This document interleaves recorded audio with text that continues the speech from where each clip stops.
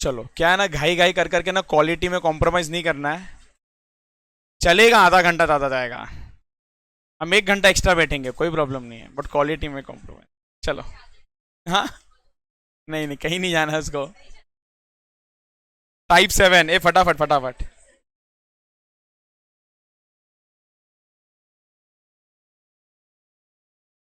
Type 7 फटाफट, एकदम फटाफट। इजी है। आप मुझे बताओ, क्या ही पढ़ना है। सच बताओ, इन्वेस्टमेंट आप लोग 1 घंटा भी अगर स्पेंड करोगे तो हो नहीं जाएगा लगता है, AS13। हाँ। घर कब पहुंचेंगे? डायरेक्ट जाओ घर पे।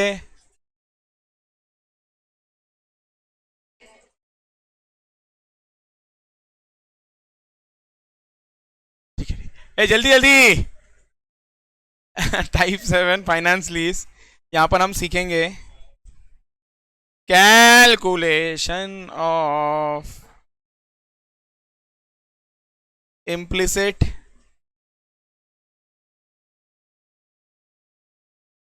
Interest rate.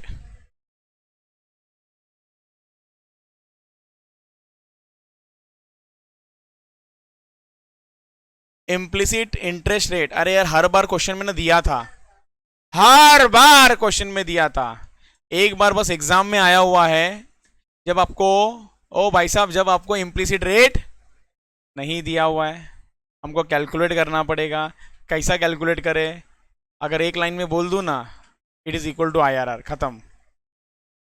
खत्म हो गया, इतना इजी है। लिखो, it is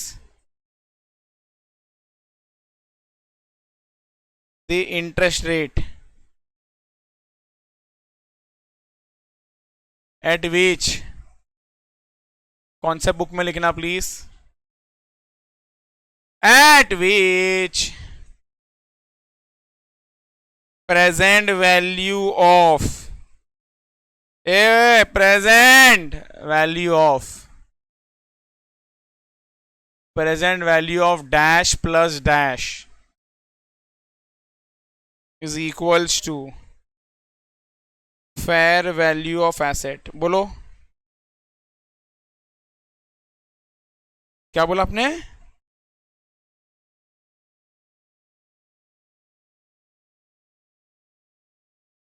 lease rent plus GRV, गलत। प्रिंसिपल प्लस, ए प्रिंसिपल क्या रे, प्रिंसिपल कितने से बीच में आया? लीज रेंट प्लस, सही बोल रहा है, सही बोल रहा है। It is lease rent plus residual value. सुनो ध्यान से, कहां पर पढ़ा था हम लोग ने? GI में पढ़ा था। सो सिंपल बोलू क्या, PV ऑफ GI या NI? NI is equal to face value, fair value. इधर देखो ना मैं क्या लिख रहा हूं, जहां पर MLP from the point of view of lessor plus UGRV, because lessor के अंदर ना GRV आ गया है, वो भी किसका GRV? लेसर के लिए, लेसर का GRV। ए क्लियर? क्या हो गया ऐसा एकदम कॉमा में गए? बिल्कुल नहीं होता है, जाके देखो एक बार। ए ऐसा बोल दिया ना, अभी सब कंफ्यूज हो गए इधर। नहीं आता है, देख लो, लिखा के दिया है, लिखा के दिया है। इसके अंदर क्या आता है मालूम है? दो चीज आता है, लीज रेंट और GRV from the point of view of lessor. और लेसर के अंदर A और B, whichever is higher. पहला वाला क्या था? गारंटीड गिवन बाय लेसी, दूसरा guaranteed given by third party.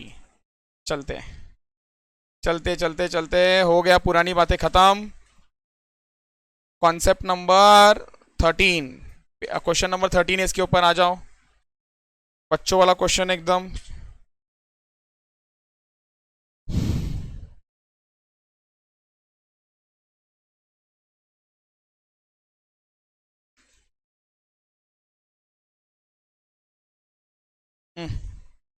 Question number 13 ना,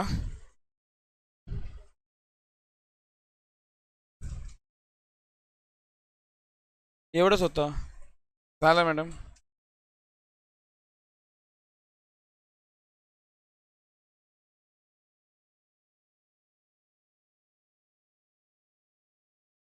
चलो, what do you understand by the term interest implicit on lease? Calculate the interest rate implicit on the lease from the following data: annual lease rent दिया है, lease payment दिया है, guaranteed residual value दिया, unguaranteed fair value of inception. और सुनो ना, इतना प्यारा क्वेश्चन है, दो रेट ऑफ इंटरेस्ट भी दिया है, मतलब एक कैलकुलेट करो 10% पे, एक कैलकुलेट करो 14% पे, और इंटरपोलेशन यूज कर लेना, इंटरपोलेशन यूज कर लेना. चलो साथ में करते एकदम फटाफट.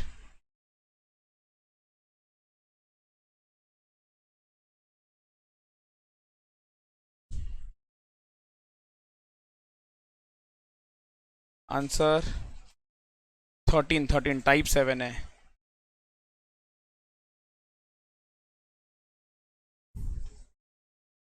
Page number 46.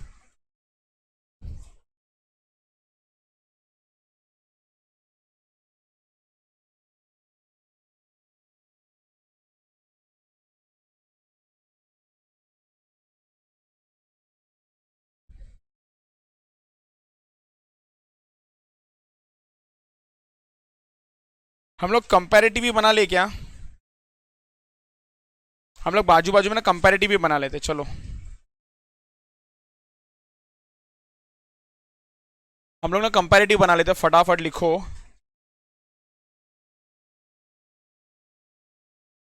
ईयर ईयर तो कितने ईयर का लीज रेंट है? 5 years. सो 1 to 5 आ जाएगा.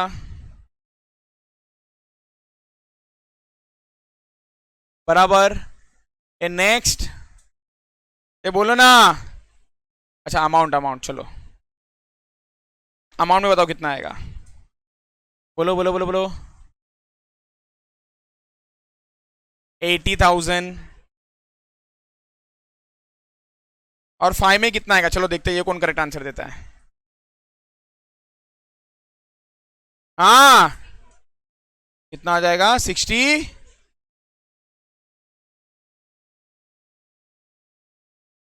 कितना आ जाएगा? 64. सही आंसर है.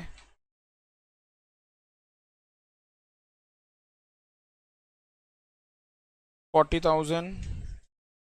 ये सबको समझा है क्या? सुनो ना, हम लोग यहाँ पर फैक्टर ना दोनों के हिसाब से लिखते हैं. सबसे पहला एट द रेट 10% दिया है ना,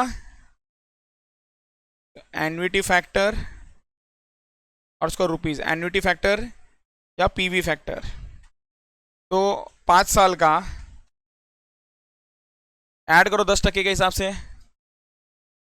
0.909 plus 0.826 plus 0.751 plus 0.683 plus 0.621.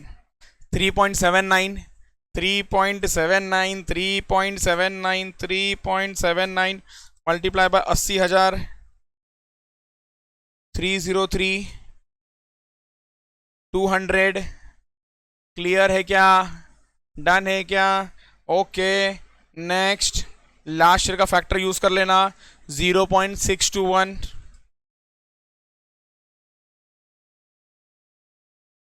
0.621 multiply by 64,000 39 744. इसको ऐड कर देंगे तो 3,42,944.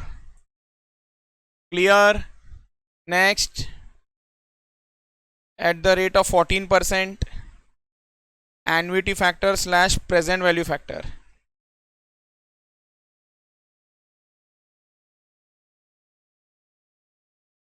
ऐड कर लो. 0.877 प्लस 0.769 प्लस 0.675 प्लस 0.592 प्लस 0.519 3.432. इसको आप मल्टीप्लाई कर दो 80,000 के साथ. m प्लस 2,74,560 और लास्ट ईयर का फैक्टर 0.519.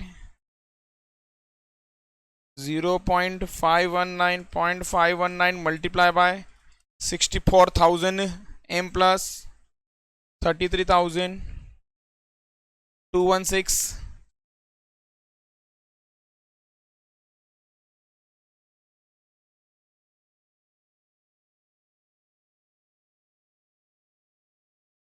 ये पक्का सबको समझा?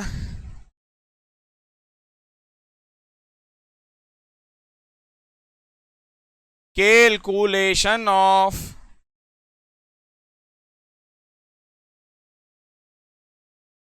implicit interest rate by interpolation. Sir क्या मतलब है इसका कि भाई आपका जब रेट चल रहा है 16%, तो आपका प्रेजेंट वैल्यू आ रहा है 3,42,944, sorry 10%, 10।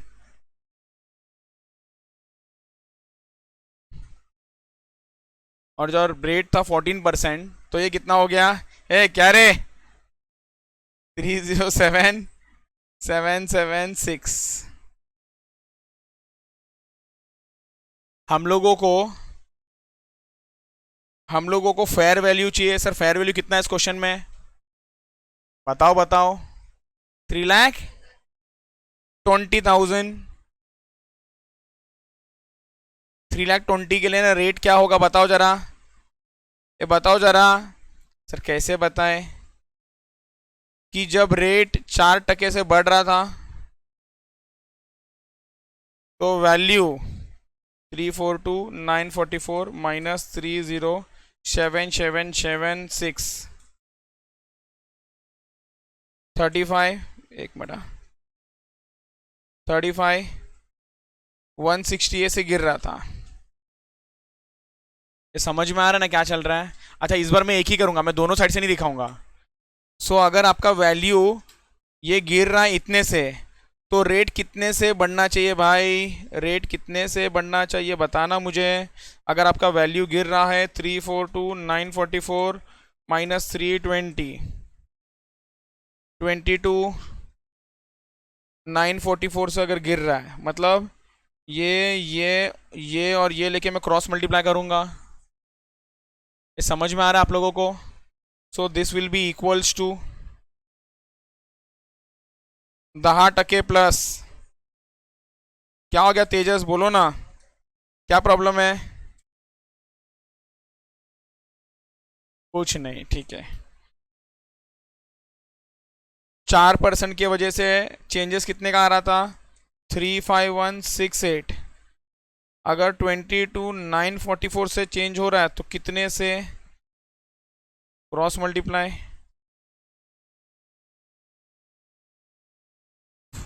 22,944 divided by 35168, 4 into 22,944 divided by 35168 plus 10, तो ये आता है 12.61%। It's 12.61%। Done done done done done, perfect, खत्म हो गया कॉन्सेप्ट। ये चले नेक्स्ट कॉन्सेप्ट पे, चलो नेक्स्ट। ये आप लोग ने बोला सर फटाफट फटाफट, अभी आप बोलते सर रुको। ये बाप रे, आपका उतना ऊपर से पेंडिंग है क्यों?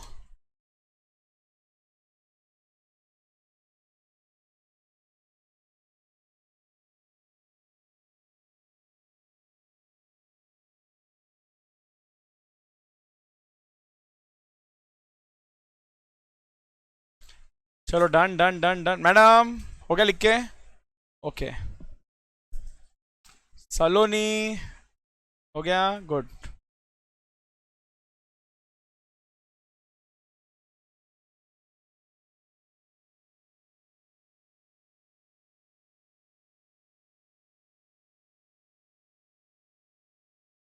चलो 12.61।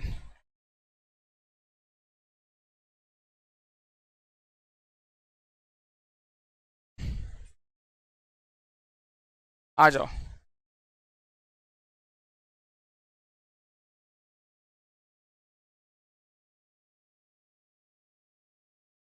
जैसा टाइप 7 है वैसा टाइप 8 नहीं है। टाइप 8 में आ जाओ।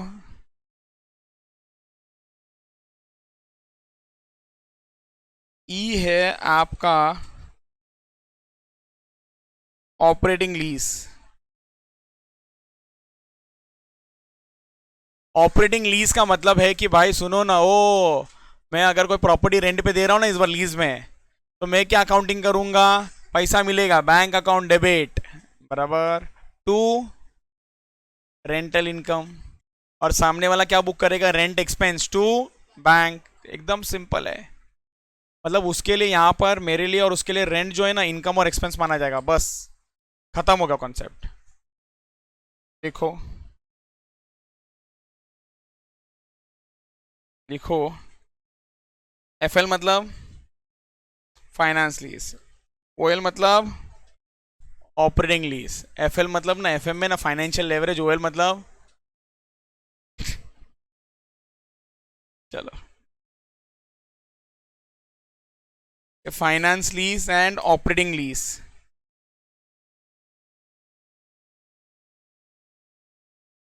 एल ई मतलब अरे समझ गया, वेरी गुड। एल आर मतलब जैसा एम्प्लॉय एम्प्लॉयर है ना वैसा, Lesi laser.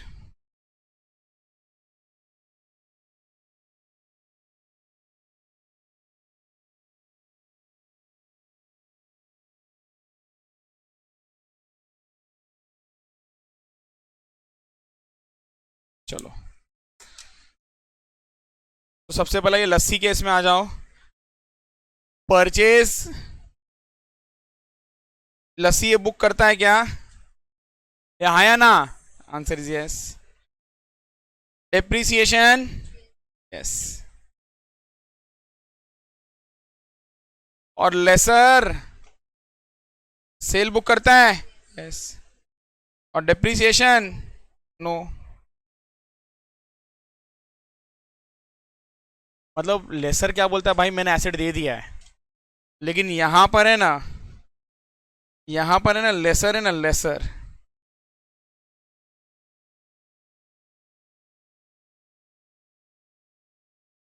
Rental income book करेगा एंड डेप्रिसिएशन भी चार्ज करेगा वो, क्योंकि यहां पर उसने ना एसेट बेचा नहीं है।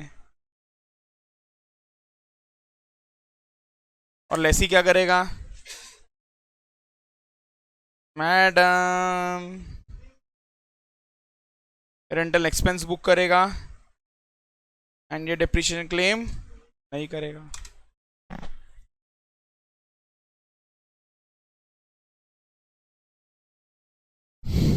इसमें एक हेडिंग देना,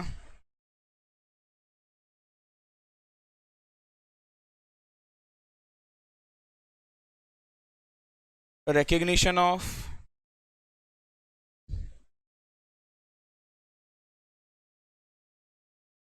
income and expense, recognition of income and expense।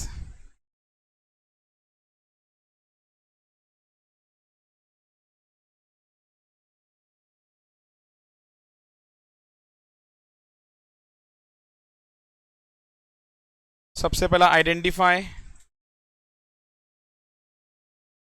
Total lease rent.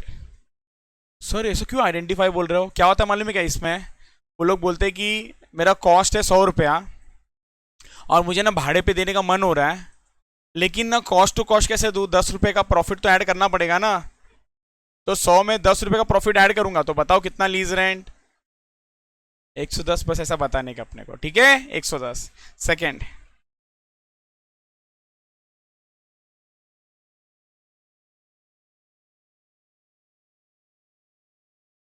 अगर ये 110 लीज रेंट मुझे 10 साल में लेना है तो हर साल कितना रेंट लूँ, 11 रुपया 11 रुपया 11 रुपया, समझ रहा है क्या। तो allocate lease rent, sir allocation किसके बीच में, इनकम हो या एक्सपेंस हो, इनकम किसके एंगल से होगा? लेसर के पॉइंट ऑफ व्यू से। एक्सपेंस किसके एंगल से होगा? लेसी के पॉइंट ऑफ व्यू से। On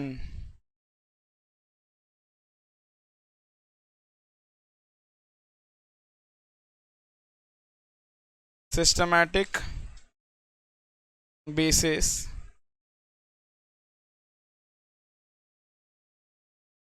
representing user benefits ratio। ये क्या हो गया? ये क्या हो गया हमारे साथ सर? यूजर बेनिफिट रेशियो बीच में क्या आ गया? कुछ नहीं, ये होता है आपका आउटपुट रेशियो। एक सम देखोगे ना समझ में आ जाएगा।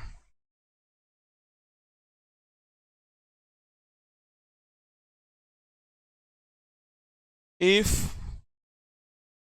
output ratio is not given, then use straight line basis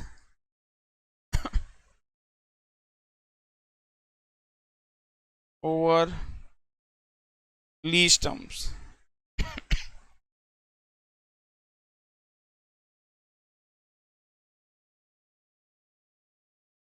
clear? एक मिनट इधर देख लो ना, ये बहुत भारी भारी लिखा है बट दम नहीं है इतना जितना लिखा है ना ये खतरनाक खतरनाक सेंटेंस। इधर एक बार ना कंसेप्ट को समझ लो। मुझे ना, मैं एक मशीन ना भाड़े पे दे रहा हूँ, मुझे चाहिए 5 लाख रुपया। 5 लाख रुपया कॉस्ट है। अरे यार जितने में खरीदा उतने में दूँ कि थोड़ा प्रॉफिट ऐड करूँ? ऐड करना चाहिए। 10% ऐड करना है, 10%। 10% ऐड करूंगा तो कितना हो जाएगा? 5.5 लैक्स। तो मुझे रेंट है ना 5.5 लैक्स रिकवर करना है। कितना? वेरी गुड, 5.5 लैक्स 5 साल के लिए भाड़े पे देना है। कोई बता सकता है क्या अगर 5 साल के लिए भाड़े पे दूंगा तो रेंट कितना आएगा? हाँ, 1.1 लाख। एकदम इजी है। ए 1 पॉइंट, आप लोग ने जो किया ना, आप लोग ने जो किया ना वो ये है, स्ट्रेट लाइन बेसिस पे बांट दिया उसको ओवर लीज टर्म्स।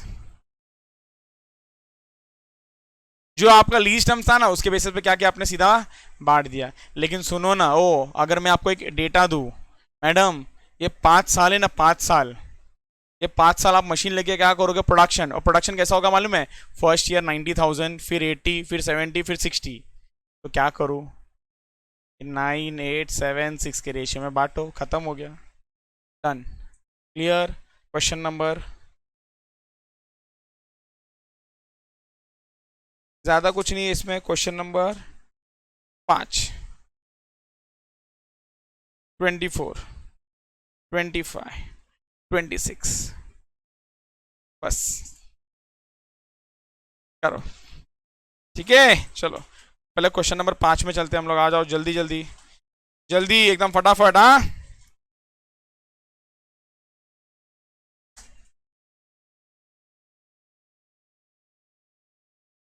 क्या है ये? हमारा टाइप नंबर 8 में आ गया ना हम। Question number 5।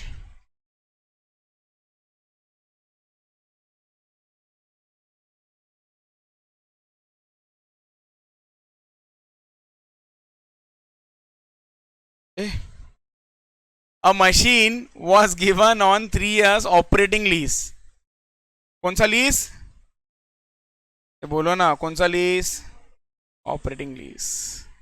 Bye dealer of the machine for equal annual lease rental to yield 30% profit margin on cost of ₹1,50,000। जरा इसको देखो, 2 बार पढ़ो और मुझे बताओ कि आपका लीज रेंट कितना आने वाला है। सर इतना डिफिकल्ट सवाल, बाप रे, कितना आएगा? 1,95,000। 1,95,000, 30% ऐड कर लो उसमें। Very good. Economic life of the machine is 5 years and the output of the machine are estimated as. सुनोगे क्या? सुनोगे क्या? गलत किधर होगा मालूम है क्या? इधर देखो, 3 साल ये भाड़े पे दिया है, 3 साल भाड़े पे दिया है। मतलब 3 साल का प्रोडक्शन का जो रेशियो है ना वो न्यूमरेटर में आ जाएगा। और भाई इसका लाइफ कितना है? 5 साल। तो डिनोमिनेटर में ना 5 साल का आएगा, डिनोमिनेटर में 5 साल का यूनिट्स आ जाएगा, न्यूमरेटर में 3 साल का यूनिट्स आएगा। समझ में आ रहा है क्या? उतना ही लीज रेंट करके एलोकेट होना चाहिए 195 में से। मैं फिर से बोल रहा हूं 1,95,000 पूरा रिकवर होगा कि थोड़ा? क्यों थोड़ा? क्योंकि सर पूरे लाइफ के लिए नहीं दिया है, आपने 3 साल ही दिया है। तो क्या करूं सर, डिवाइडेड बाय 5 इंटू 3 करूं? नहीं, डिवाइडेड बाय 4 बोल रही है, डिवाइड बाय 3 नहीं रे, डिवाइडेड बाय 5 इयर्स में जितना भी प्रोडक्शन कैपेसिटी होगा ना, मल्टीप्लाई बाय 3 इयर्स का प्रोडक्शन कैपेसिटी। मतलब इतना प्रोडक्शन के लिए यूज होगा, मल्टीप्लाई बाय एक्चुअल में यूज होने वाला इसके लिए। ओके, आगे क्या बोला? Straight line depreciation in proportion of the output is considered appropriate. Calculate what? Annual lease rent income to be recognized in each year and depreciation for 3 years of a lease. Give this question a 5-star rating.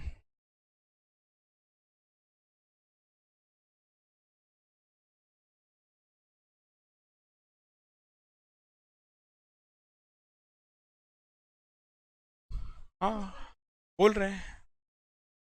अब तो आप question को कैसे question कर सकते हो? तो question अब सामने से आपको बता रहा है कि ये ऐसा है।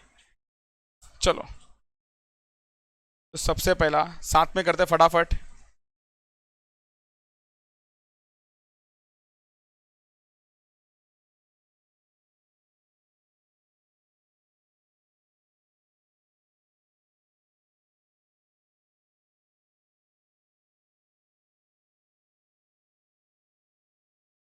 पेज नंबर क्या है इसका? 47।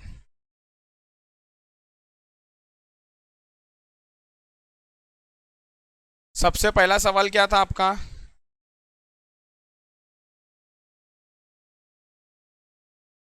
Annual lease rent. एक बार आप लोग प्लीज देखोगे क्या इधर? एक बार इधर देख लो ना पहले, एक बार सबसे पहले देख लो इधर। ₹1,50,000 जो कॉस्ट था उसमें प्रॉफिट ऐड कर दो, तो ये टोटल इज अ अमाउंट जो मेरे को रिकवर करना in the form of lease. लेकिन अगर ईयर के बेस पे करता ना तो 3 इयर्स और 5 इयर्स होता, बट आउटपुट दिया है तो 5 का जो आउटपुट होगा ना वो आते जाएगा उधर, और ऊपर 3 का जो आउटपुट होगा ना वो होगा। इसका मतलब क्या मालूम है क्या? Output of lease period divided by total output. ये समझ आ रहा है कि आपको क्या चल रहा है? एक मिनट देख लो ना प्लीज। ये आ गया आपका 1,95,000 मल्टीप्लाई बाय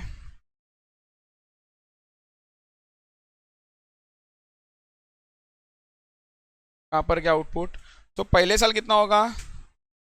50,000। दूसरे साल कितना होगा? 60। 40,000। 40, 50, 60।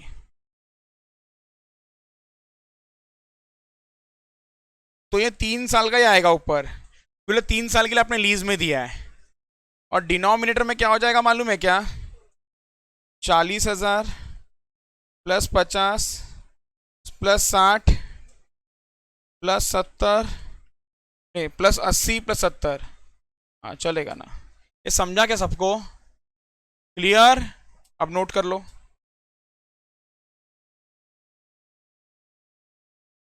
40 plus 50 plus 60 plus 70 plus 80, 3 lakh आता है। यस,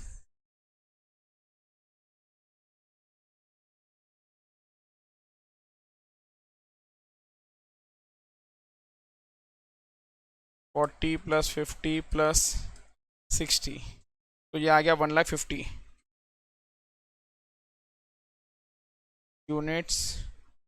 यूनिट्स और ये रुपीस। तो 1,50,000 divided by 3 lakh multiply by 1,95,000। तो ये मुझे जो लीज रेंट चार्ज करना चाहिए ना वो 97,500 चार्ज करना चाहिए।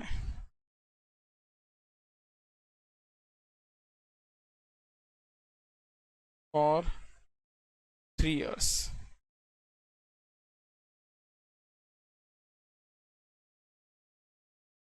यहां तक सब लोग पहुंच गए क्या? 97,500 फॉर 3 years। और अपने को ने क्वेश्चन में सेंटेंस बोला है कि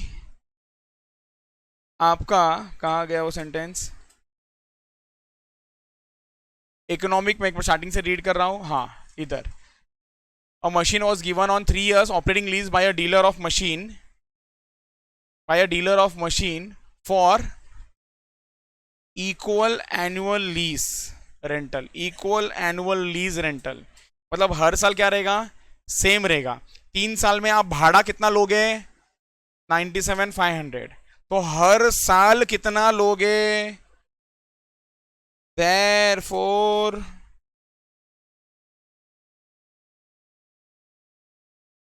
annual lease rental is equals to 97,500 divided by 3।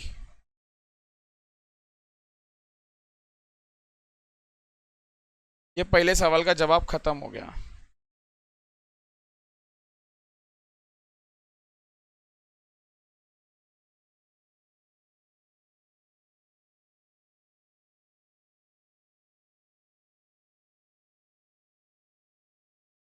ये डन। सेकंड सवाल क्या है? Lease rent income to be recognised, lease rent income to be recognised in each operating year. एक मिनट सर, आपने क्या बोला मालूम है हमको? आपने लिखा के भी दिया है कि इनकम हो या एक्सपेंस हो, सबसे पहला क्या करो, इसको किस रेशियो में बांटो? आउटपुट के रेशियो में बांटो। लेकिन अगर क्वेश्चन बोलता है ना कि ये सेम है, क्वेश्चन अगर बोलता है ना ये सेम है, तो क्या पकड़ो? सेम पकड़ो। यहां पर क्वेश्चन है ना equal annual lease rental, annual lease rental को इक्वल बोला इसलिए उसको मैंने इक्वल बांट दिया। और यहां पर सेकंड में क्या बोला? Lease rent income to be recognised. तो भाई ये इनकम कैसा रिकॉग्नाइज करेगा मालूम है? कुछ बोला नहीं है।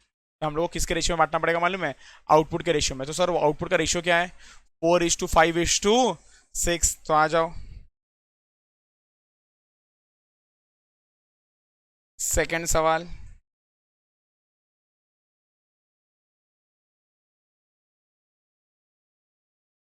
लीज रेंटल, एक मिनट लैंग्वेज जरा देख ले क्या लिखना है। Lease rent income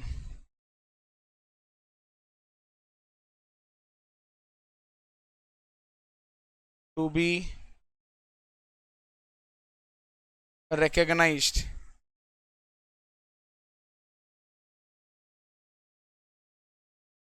in each operating year। जल्दी जल्दी लिखो एकदम फटाफट।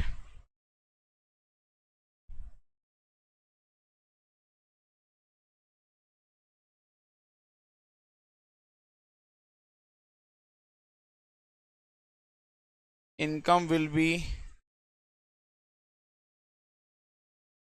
recognized in year 1, 2 and 3 in ratio of 40:50:60।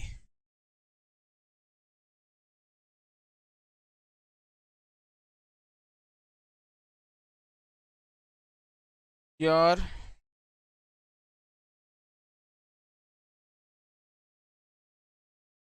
income recognition, year 1 97,500 into 40 divide by 150। ये समझा ना कहां से आया? 40:50:60 के रेशियो में बांटा है, डिवाइड बाय 150 इंटू 40। तो ये आ गया ₹26,000।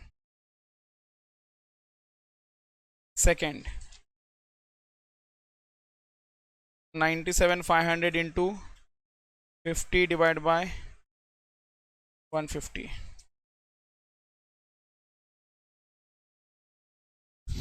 32,500।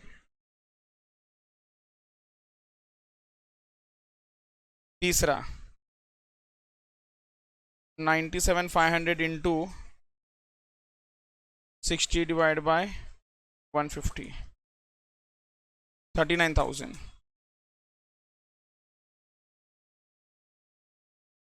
डन डन डन डन, ये इसके आंसर से।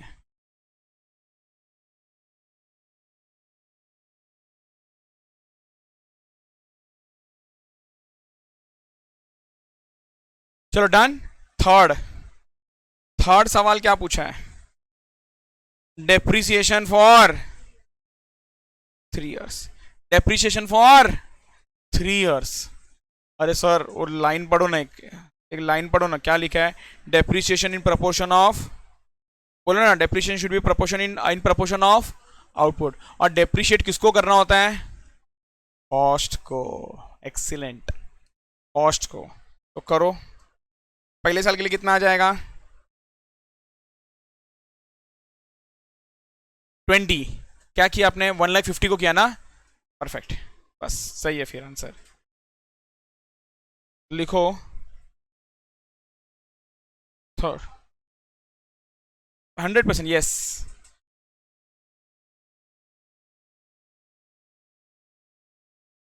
Depreciation for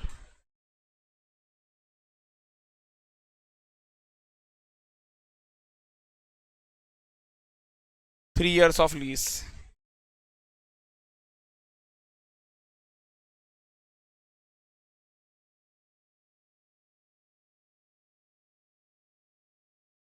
cost of asset लिखो,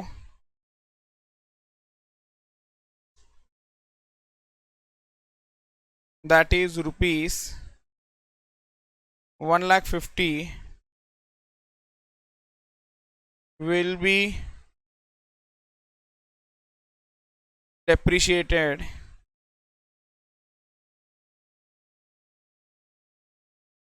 over useful life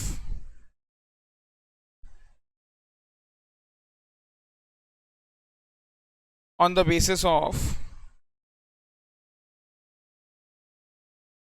output, that is 40:50:60:70 80 और 70, ऐसा कुछ था ना ये? 80:70।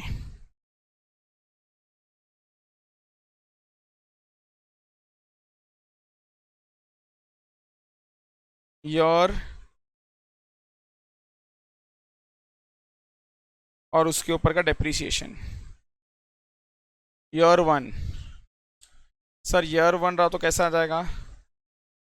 1,50,000 इंटू 40 डिवाइड बाय टोटल सबका, 40 + 50 + 60 + 80 + 70, कितना आया?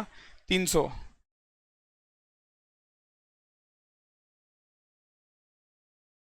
20,000।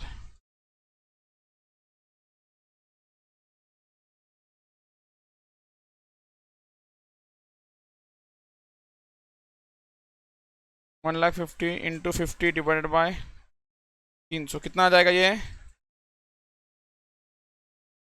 25।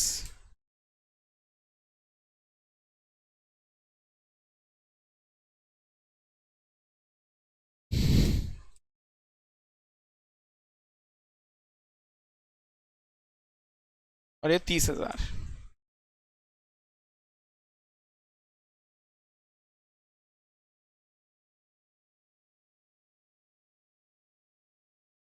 डन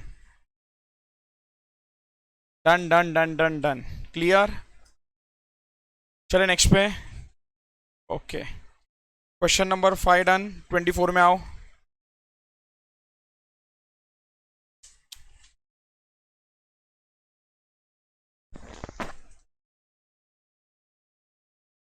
सेम, तुम लोग ना सेम का नाम देख के ना भागो मत, सिमिलर बोलो और होमवर्क ले लो।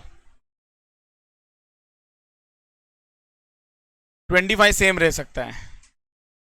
25 सेम है तो लिख दो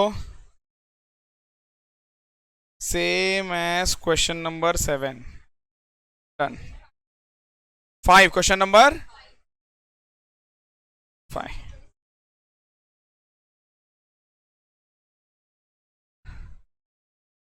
ये क्या रे इंस्टीट्यूट भी।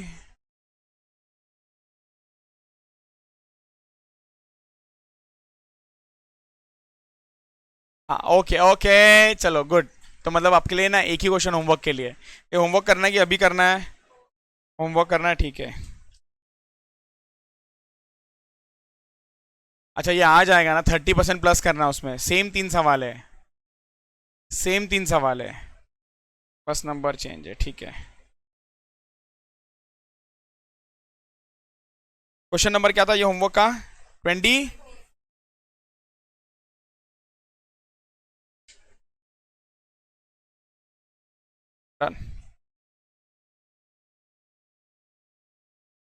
Ready for the last concept?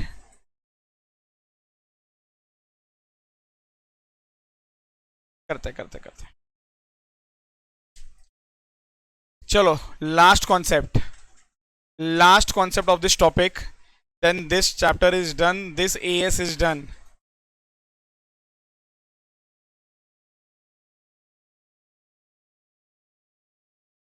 कितनी खुशी हुई मैडम आपको? खत्म होने आया इसका खुशी है?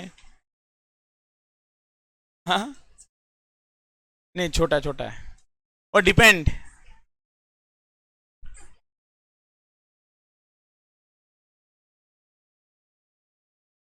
ये बहुत अच्छा कॉन्सेप्ट है, एकदम इंटरेस्टिंग कॉन्सेप्ट है। झोल किया नहीं किया, लिखो।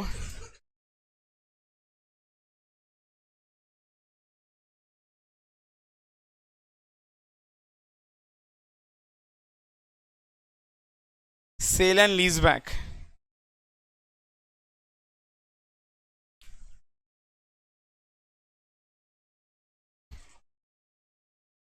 पहले ना मैं आपको इसके ना क्वेश्चंस लिखा देता हूँ। क्वेश्चन नंबर 3 है इसका, 8, 28, 29, 30, 31, 32, 33, बस। जो बैलेंस बच गए ना सब इसी के हैं। और 28 के बाद से ना सब आरटीपी एमटीपी एग्जाम क्वेश्चन है। ठीक है, तो एक बार ना इसको कंसेप्ट को अच्छा से समझना, क्या है ये कॉन्सेप्ट। एक मिनट, लाइन क्यों टेढ़े जैसे गिर रहा है?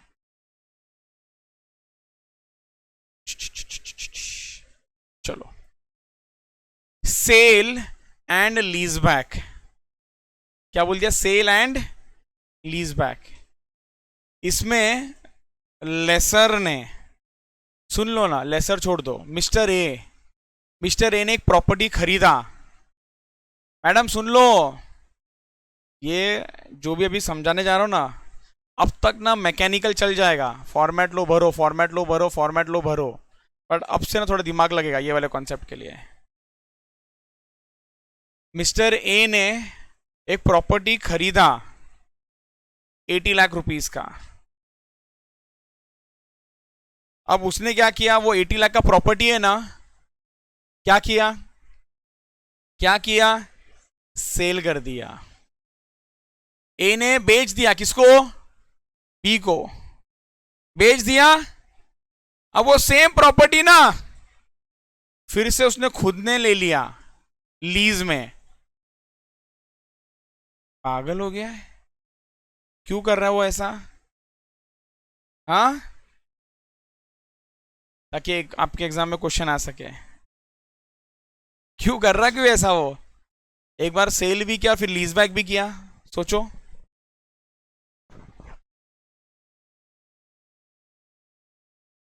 सोचो सोचो सोचो सोचो, लिखो। हाँ, इंटेंशन क्या है? क्या इंटेंशन चेंज हो गया? इट मीन्स, लिखो लिखो मेरे साथ में लिखो, मैं समझाता भी हूं, डोंट वरी। हाँ तेजस बोलो ना आप। जब भी वो सेल करेगा उसका कॉस्ट बनने वाला है, तो बनने दो।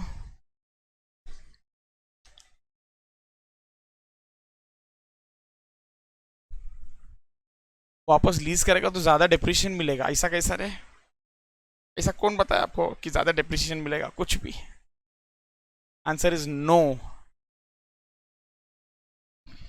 लिखो, it means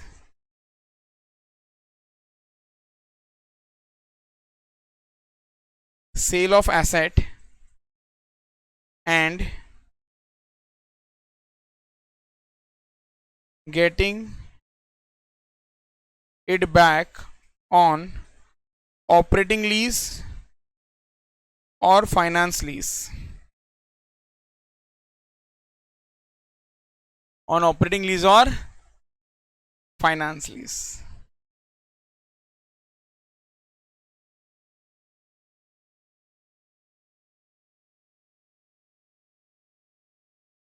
This is a way of arranging funds. बस अब सुन लो।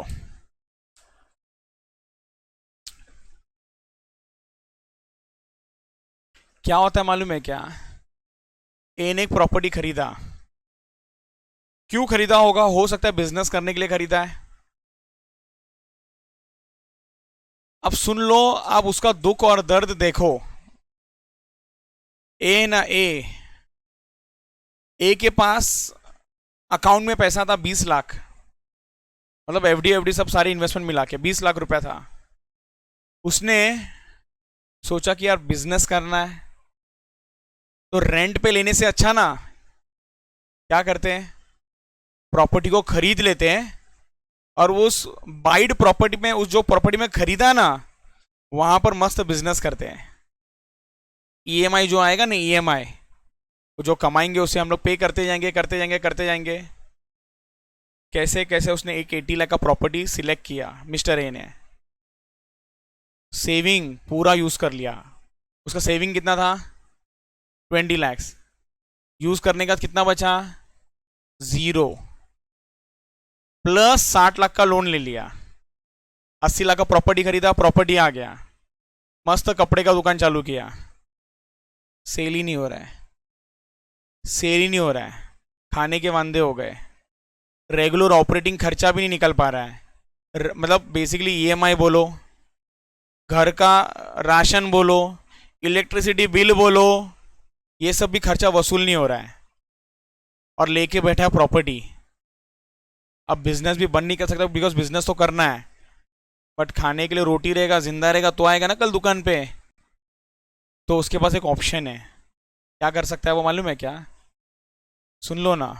ए ने ना बी को पकड़ा, बोला ये बी सुनना, तेरे पास तो बहुत पैसा है, तेरे पास तो बहुत पैसा है, मेरे पास एक प्रॉपर्टी है, ये प्रॉपर्टी तू खरीद ले। और वैसे भी समझो बी इन्वेस्टमेंट करता ही है।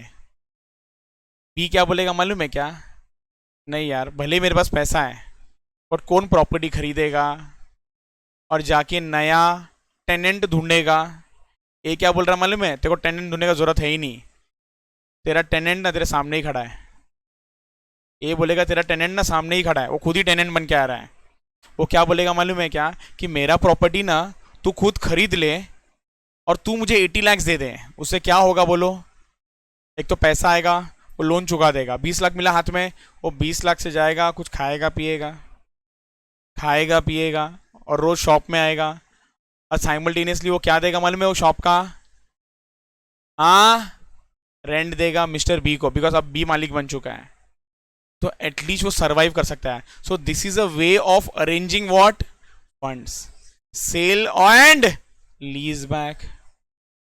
लेकिन यहां पर ना झोल भी बहुत करते हैं लोग जनरली ना, इसलिए ये कॉन्सेप्ट आया सेल और लीज बैक। मतलब क्या कि आपने बेच दिया और वो सेम प्रॉपर्टी को क्या करते हो?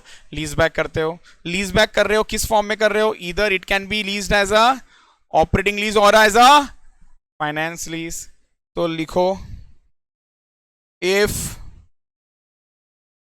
if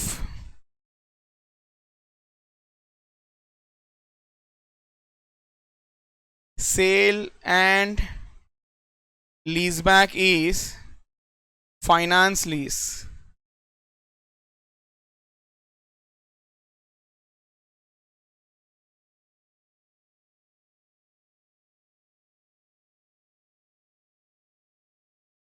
आपको जो भी इनकम होगा, रेंट इनकम बोलो, रेंट खर्चा बोलो या डेप्रिसिएशन बोलो, आपको एक साथ चार्ज करने को अलाउड है ही नहीं। वो लोग बोलेंगे कि आपको क्या करना पड़ेगा, उनमें डिफर करना पड़ेगा। तो लिखो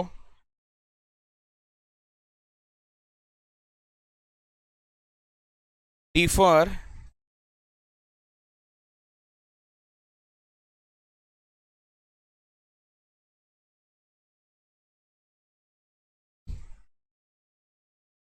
the amount of gain slash loss. दूसरा,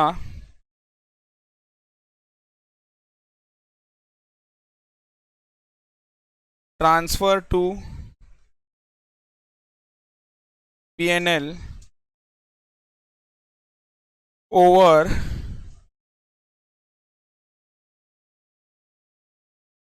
पीरियड ऑफ लीज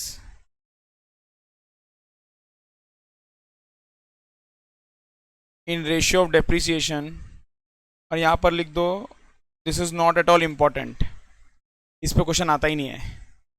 बट फिर भी अब मैंने आपको बता दिया कि अगर इसको फाइनेंस लीज मानेंगे ना, सर फाइनेंस लीज इंपॉर्टेंट नहीं है। हाँ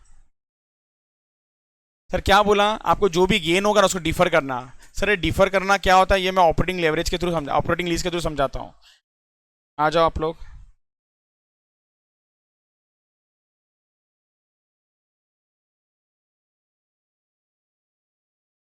if sale and leaseback is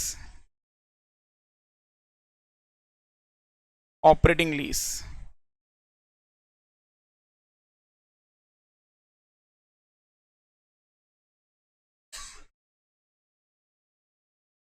book बंद करके रख दो। अब एक बार ना पहले कॉन्सेप्ट को समझ लेना।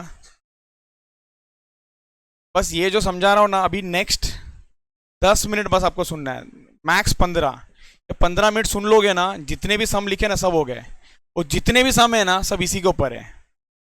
एक सम के बराबर ये बस नंबर इधर उधर होते गए सब में। जैसे हम लोग ने देखा ना, एक में 10 लाख था, एक में 6 लाख था, एक में 5 लाख, बस वैसे ही नंबर चेंज होने वाले हैं।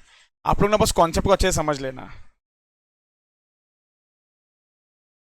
पहले तो मुझे डिफरेंस समझाओ आप लोग। एसपी मतलब, हाँ, सेलिंग प्राइस, जो बेच के भाव मिलेगा। सीए मतलब कॉस्ट ऑफ एसेट नहीं है। कैरिंग अमाउंट का और एक नाम डब्ल्यूडीबी। सर डब्ल्यूडीबी मिलता कैसा है, कॉस्ट माइनस डेप्रिसिएशन करके। अभी और कुछ लिखो कि समझ गया, डन। एफआर मतलब फाइनेंशियल रिपोर्टिंग, नहीं एफआर नहीं। एफई मतलब फेस वैल्यू, फेयर वैल्यू। चलो, ये 3 शब्द है जो इंपॉर्टेंट है। सबसे पहला क्या है, एसपी, दूसरा सीए और तीसरा एफई। अब सुनो ना,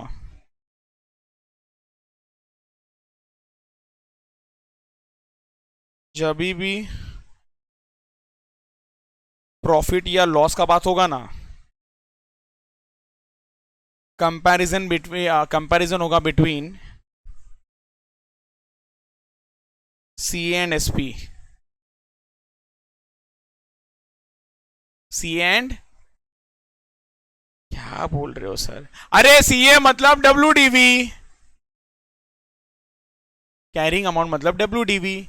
अगर भाई आपका डब्ल्यूडीवी 100 है, मतलब 100 रुपए का चीज आपने 120 में बेचा, तो क्या हुआ आपको मालूम है क्या, प्रॉफिट हुआ 20 रुपए का।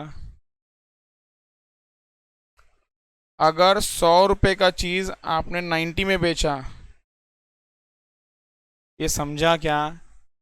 अभी तक ये जो दोनों बताए ना, कोई लेना देना नहीं, अभी कॉन्सेप्ट शुरू करने जा रहा हूँ। बट पहले ये बेसिक्स मालूम होना चाहिए।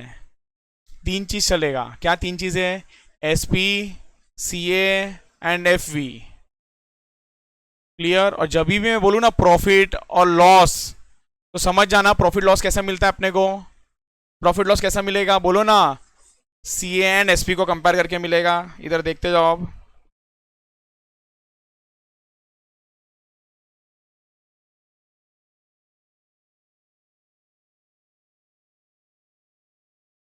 सेल एंड लीजबैक जो है ना,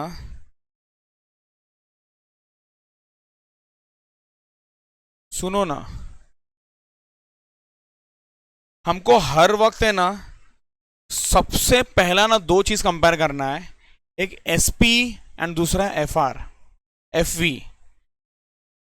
अगर SP is equals to FV, नहीं समझा सर? अरे भाई मार्केट में प्रॉपर्टी का वैल्यू है 80 लाख और आपने बेचा भी 80 में, तो मुझे बताओ कुछ झोल कर रहे हो कि एक्चुअल में पैसे का जरूरत है? ये बोलो ना, क्या लग रहा है? अगर मार्केट में यार वो प्रॉपर्टी 80 लाख का है और आपने उसको बेचा भी 80 लाख में, तो क्या लग रहा है, झोल किया? नहीं ना। तो यहां पर लिखेंगे हम लोग नो झोल। नो झोल सर, नो झोल मतलब क्या बोलना चाहते हो आप?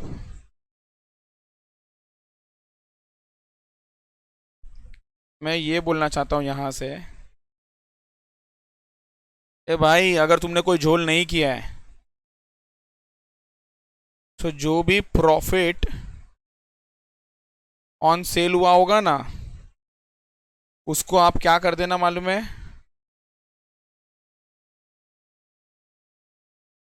सीधा ट्रांसफर टू पीएनएल कर देना, क्योंकि झोल किया ही नहीं आपने।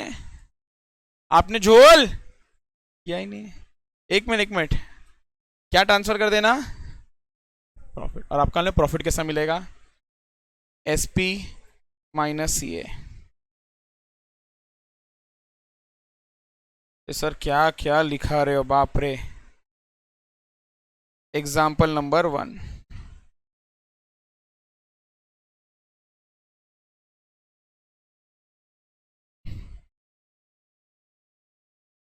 आपके पास WDV है 50 लाख,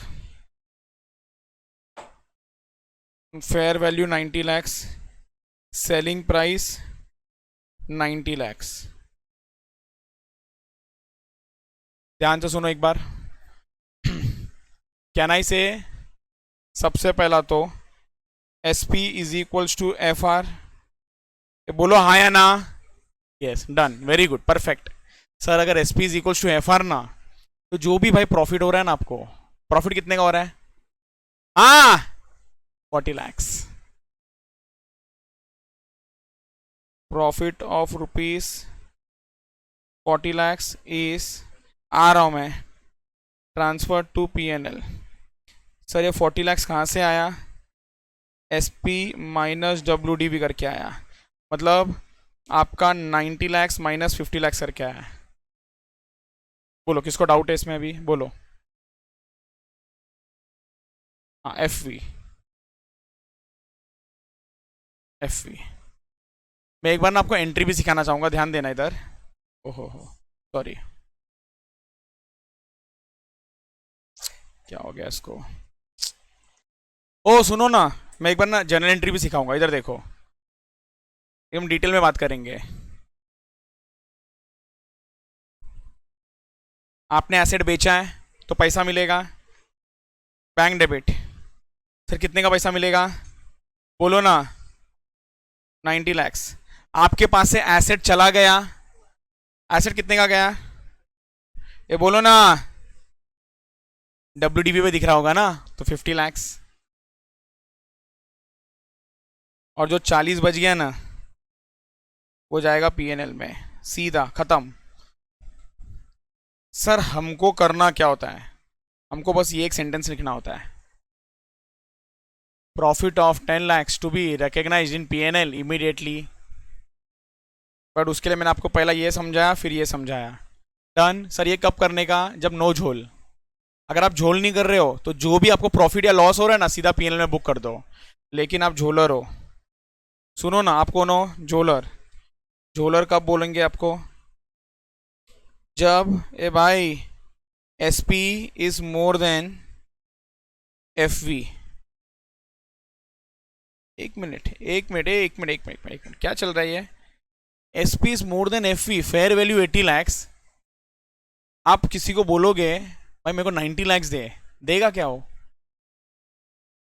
हाँ, हम लोग वो टैक्स में है ही नहीं हम लोग। सेक्शन 50C छोड़ दो, मुझे बताओ 80 लाख से सामने आप 90 लाख बोलोगे? ए सुन, ए बी को क्या बोल रहा है मालूम है? ये प्रॉपर्टी ना 80 लाख से, लेकिन क्या 90 लाख से देगा क्या? देगा क्या? लाफा देगा उसको, बोलेगा क्या चाहिए? 90 लाख कहाँ से आया तेरा ये? हाँ 80 लाख दे रहा हूँ, लेना है तो लेने तो जा। लेकिन सुनो ना, ए क्या बोल रहा है मालूम है क्या उसको? ए क्या बोल रहा है मालूम है उसको? ये 10 लाख रुपीज तू आज मुझे ज्यादा दे रहा है ना, अरे यार ये 10 लाख रुपीज ये तेरे को रिटर्न देने वाला हूं मैं। कैसे? बी ने पूछा कैसे? तेरा भाड़ा कितना है बता। तो बोला ये तू भाड़े पे लेगा, और भाड़ा इज 1 लाख 1 लाख 1 लाख 1 लाख 1 लाख। तो बोला मैं तुझे, ए बोल रहा है ए, मैं अब भाड़ा ना तुझे 1 लाख नहीं दूंगा, 1 लाख प्लस 1 लाख प्लस, और तूने जो 10 लाख रुपए एक्स्ट्रा दिया ना, वो तेरे को ये 10 लाख है ना 10 साल में पे कर दूंगा। मतलब हर साल के इसमें ना, हर साल के लीज में ना वो 1 लाख ऐड कर दे। मतलब मैं तुझे रेंट है ना हायर रेंट पे करूंगा। मैं क्या करूंगा? हायर रेंट पे करूंगा। इस तरीके से ना वो बोलेगा मेरे को क्या फायदा, एक तो तेरे को पैसा ज्यादा मिल गया, मेरे को खर्चा दिखाने के लिए भी मिल गया। तो अगर आप ऐसा झोल करोगे ना, ऐसा झोल करोगे ना, तो यहां पर आपको जो भी डिफरेंस मिलेगा ना, सर डिफरेंस मतलब किसका बात कर रहे हो आप? प्रॉफिट का बात कर रहा हूं। यहां पर आपको प्रॉफिट क्या करना पड़ेगा मालूम है? डिफर करना पड़ेगा, differ. Sir what do you mean by differ? एक साथ मत डाल भाई पीएनएल में। क्या करने का उसको? थोड़ा थोड़ा बुक करने का। थोड़ा थोड़ा कितना, उसका बात नहीं किया है, कितना उसका बात नहीं किया है, बस ये बोला है कि आप क्या कर देना, इनकम डिफर करना। सर डिफर का मतलब क्या? ए भाई तूने अगर 10 लाख रुपया कमा लिया ना, जैसे कि इस क्वेश्चन में 10 लाख कमा लिया, तूने 10 लाख पूरा पीएनएल में ट्रांसफर किया, बोलो 40 लाख कमाया, 40 लाख पीएनएल में ट्रांसफर किया। अगर ये झोल का 40 लाख होता ना, तो मैं बोलता था कि भाई इसको ना 4 साल 10 साल में बांट दे। तेरा लीज रेंट कितने का? 10 साल का है, तो 10 साल में बांट दे, मतलब हर साल कितना बुक कर सकता है? 4 lakh. Next year 4 lakh, next year 4 lakh. मतलब एक डिफर्ड इनकम करके बुक कर देना, उस डिफर्ड इनकम में से ट्रांसफर करते रहना करते रहना करते रहना करते रहना। लेकिन ये जो करते रहना ना, इसका दिमाग लगाने का जरूरत नहीं है। तो सर इधर क्या करे, शॉर्टकट में बताओ ना प्लीज कुछ। इधर देखो, मैं हर एक के लिए आपके लिए एग्जाम्पल तैयार रखा हूं। एग्जाम्पल नंबर 2, अगर आपका WDV है 15 लाख, आपका फेयर वैल्यू 17 लाख, और आपका सेलिंग प्राइस 20 लाख। ए भाई सुनो, ए selling price more than fair value, हाँ या ना? झोल। क्या हो गया यहां पर? झोल हो गया है। सर कितने का झोल हुआ है? झोल नहीं नहीं, झोल कितने का हुआ है?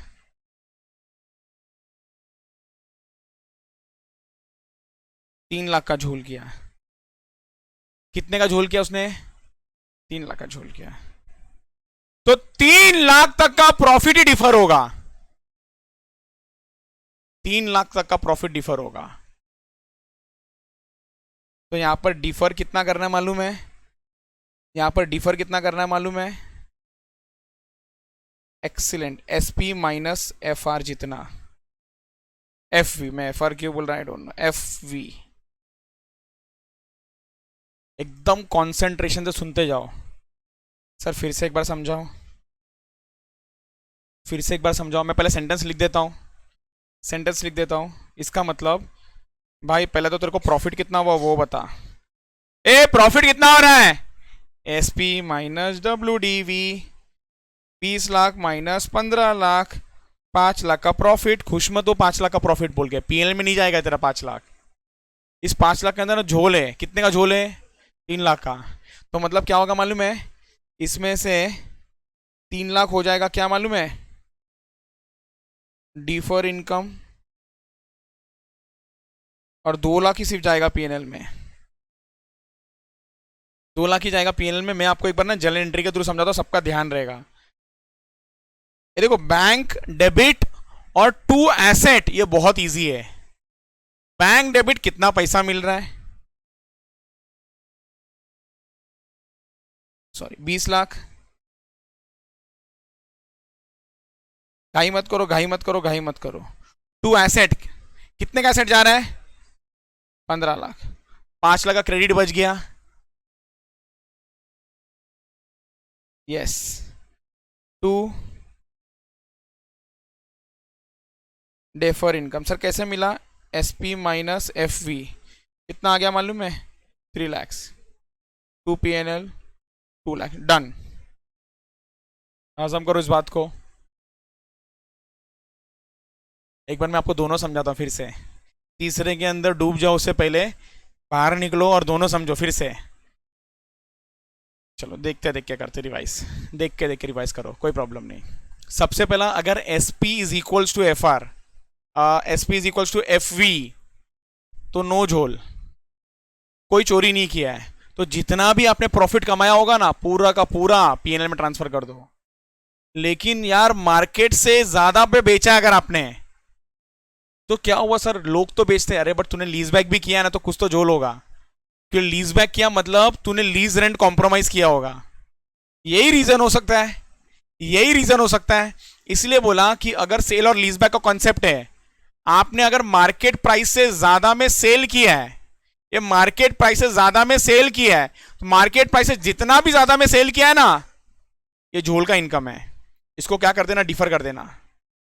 सर किसको डिफर करूं, selling price minus face value, fair value, clear. इसको क्या कर देना, डिफर कर देना। अगर भाई सुन, इसके ऊपर भी तूने कुछ कमाया होगा ना, वो पीएनएल में जाएगा। इसके ऊपर भी कमाया होगा तो पीएनएल में, सर इसके ऊपर नहीं कमाया होगा तो डिफर ही रहेगा, वो डिफर करके ही दिखेगा। क्लियर है क्या, डन डन डन डन। आखिरी कॉन्सेप्ट, अगर selling price is less than, एक मिनट, क्या है सर इसका मतलब, अरे यार प्रॉपर्टी जो है ना वो 80 lakhs का है, पैसे का जरूरत है ना, खाने पीने को ही चाहिए, अब घूमने थोड़ी जाने का है। 80 लाख रुपया चाहिए मेरे को, जो चाहिए ना वो 5 लाख 10 लाख में भी काम हो जाएगा, बट 10 लाख का तो बहुत जरूरत है यार, working capital, immediate working capital. अब क्या वो इमीडिएट वर्किंग कैपिटल के अगला प्रॉपर्टी बेच दूं, आंसर इज बेच दे, बेच दे। प्रॉपर्टी का वैल्यू 80 lakhs, बेचा कितने में मालूम है, 20 लाख। कोई करेगा कैसा, कोई करेगा क्या ऐसा, आंसर इस कब कर सकता है मालूम है, वो बोलेगा कि मेरे को पैसे का जरूरत है, लेकिन मेरा लीज रेंट क्या कर देना, एकदम कम, एकदम कम। ध्यान से सुनते जाओ, दो option,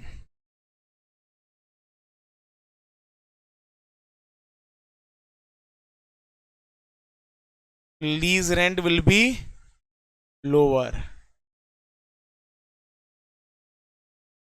lease rent will not B. 80 lakh का प्रॉपर्टी है, मान लो मैं 20 नहीं लेता हूं, मैं बोलता हूं 60 lakhs में बेचा, तो हो सकता है 60 lakhs में जो बेचा ना, आप बोलोगे कि यार ये 1 लाख का लीज है ना, अब 1 लाख मत ले, मेरे को कम ले, 80 लाए। एक तो हो सकता है वो बोलेगा डन, एक तो बोलेगा वो भाग, वो बोलेगा तेरे को पैसे का जरूरत है, तेरे को पैसे का जरूरत है ना, तो मैं 60 मिलेगा, अगर तेरे को देना है तो दे, मैं तेरे को 60 lakhs अभी रोकड़ा देता हूँ, लेकिन भाड़ा ना 1 लाख ही रहेगा। Second situation, clear. तो एक तो लीज रेंट कम भी कर सकता है, एक तो लीज रेंट कम नहीं भी होगा। सर अगर लीज रेंट कम हुआ तो क्या,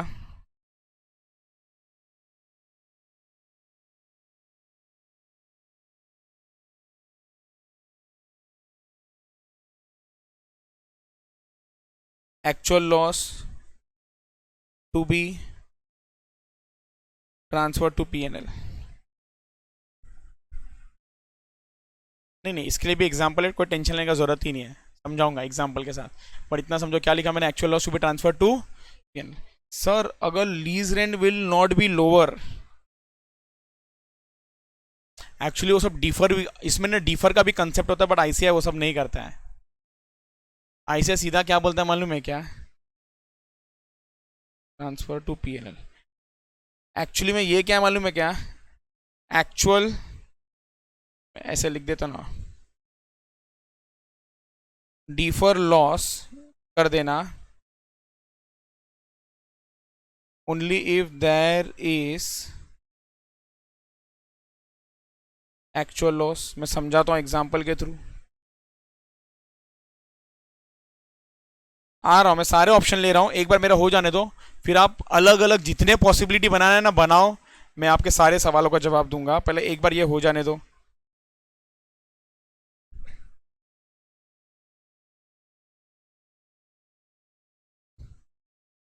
WDV 85 lakhs, face value 100 lakhs, और जो इधर होश में अलर्ट है ना उसी को समझ रहा रहेगा, मैं इतना गारंटी देता हूँ। बाकी लोग सब मुंह देखते रहेंगे कि क्या चल रहा है क्या नहीं चल रहा है।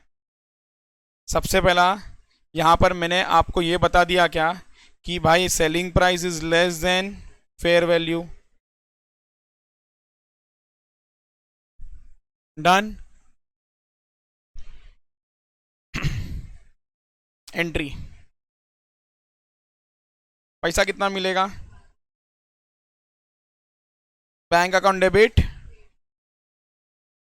80 lakhs। एसेट कितने का जा रहा है,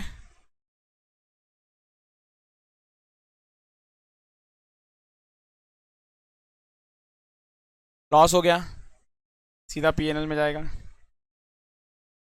एक्चुअल लॉस हो रहा है, पीएनएल अकाउंट।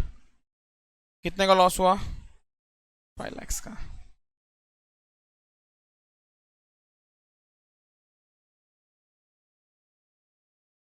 सुन लेना, आईसीआई क्या बोलता है मालूम है क्या, तेरे को ये बुक करने में दे रहा हूं, ये chapter soon.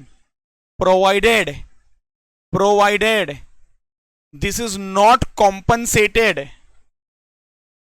This is not compensated. Not compensated मतलब तू इसको सेट ऑफ नहीं करेगा किसके सामने मालूम है, by lower lease rent.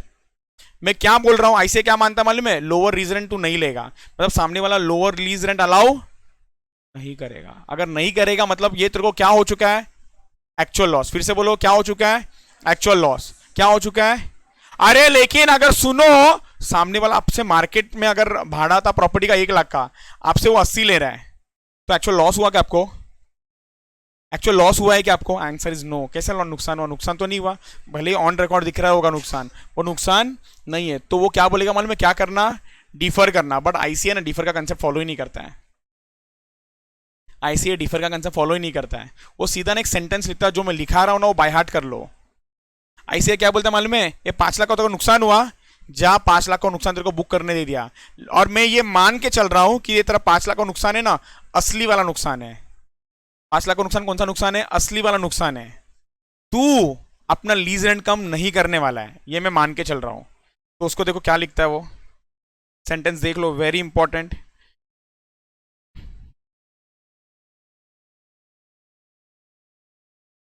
Loss of ₹5 lakhs to B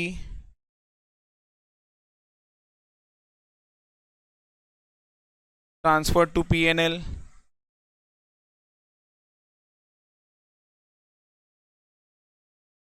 provided that loss is not compensated by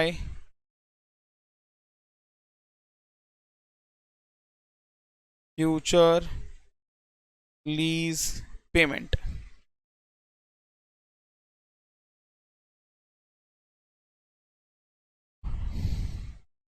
समझ में आया क्या सेंटेंस, लॉस मैं तेरे को बुक करने दे रहा हूं, किस शर्त पे बुक करने दे रहा हूं, तू काम नहीं करेगा फ्यूचर में, तेरा लॉस, तू तेरा लीज रेंट काम नहीं करेगा, ये शर्त पे मैं तुझे क्या करने दे रहा हूं, लॉस पीएल में बुक करने दे रहा हूं। समझा कि नहीं समझा, ओके। लास्ट एग्जांपल,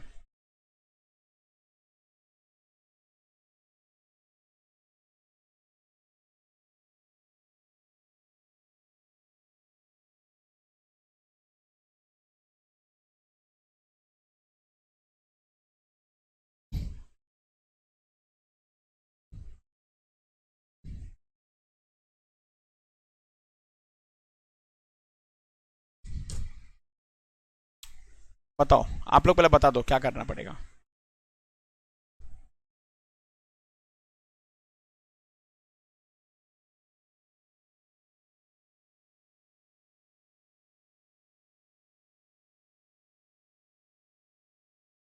हाँ,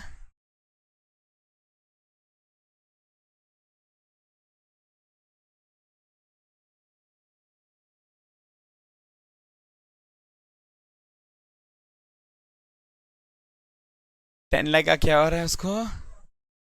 तो क्या करेगा वो? 10 लाख से वो लीज रेंट को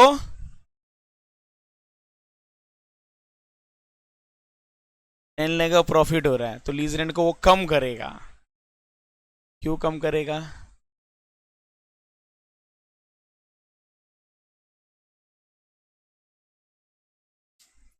तो सिंपल एंट्री में बता दूं क्या आपको? पैसा कितने का आ रहा है?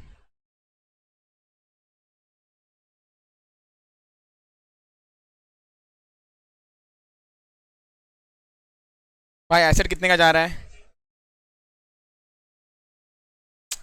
तुमको लॉस होता ना तो मेरे को समझता, तुम कम में बेच रहे हो, बट कम में बेचने का तो तुमको फायदा ही है। तो क्या तुमने झोल किया है? हाँ, अगर हाँ तो क्या झोल किया है? इसमें क्या झोल किया है? कम में बेच के भी तुमको वो प्रॉफिट हो रहा है, कम में बेच के तुमको लॉस होता ना तो बात अलग था। तो यहाँ पर मैं क्या करूंगा मालूम है? 2 PNL कितने का खत्म हो गया, मतलब ऑफ रुपीज 10 लाख।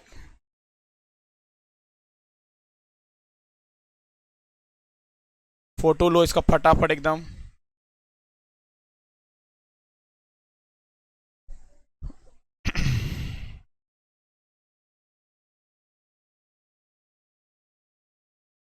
मैं एक ही मिनट और रुक रहा हूँ, कुछ सेकंड्स, 1 मिनट नहीं, एक कुछ सेकंड्स। अच्छा ऊपर से क्या, सॉरी, यहाँ से, यहाँ से ले लो, मैं फिर धीरे धीरे करूंगा। डन। मैं कर रहा हूँ बराबर से, टेंशन लो मत, लेते जाओ बस।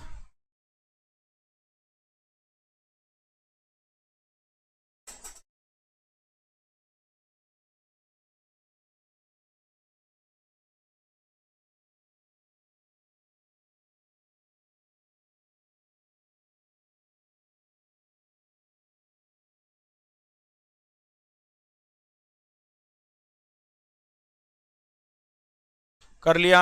Okay very good. ए सुनो, क्वेश्चन आंसर्स के बिना तो ये बहुत अधूरा है। क्वेश्चन नंबर 3 में आओ।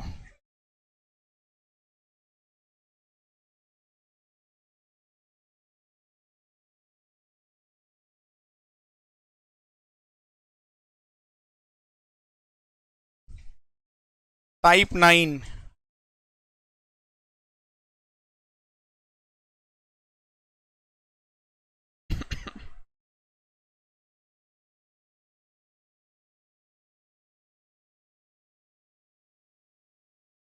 आगे का सब लोग?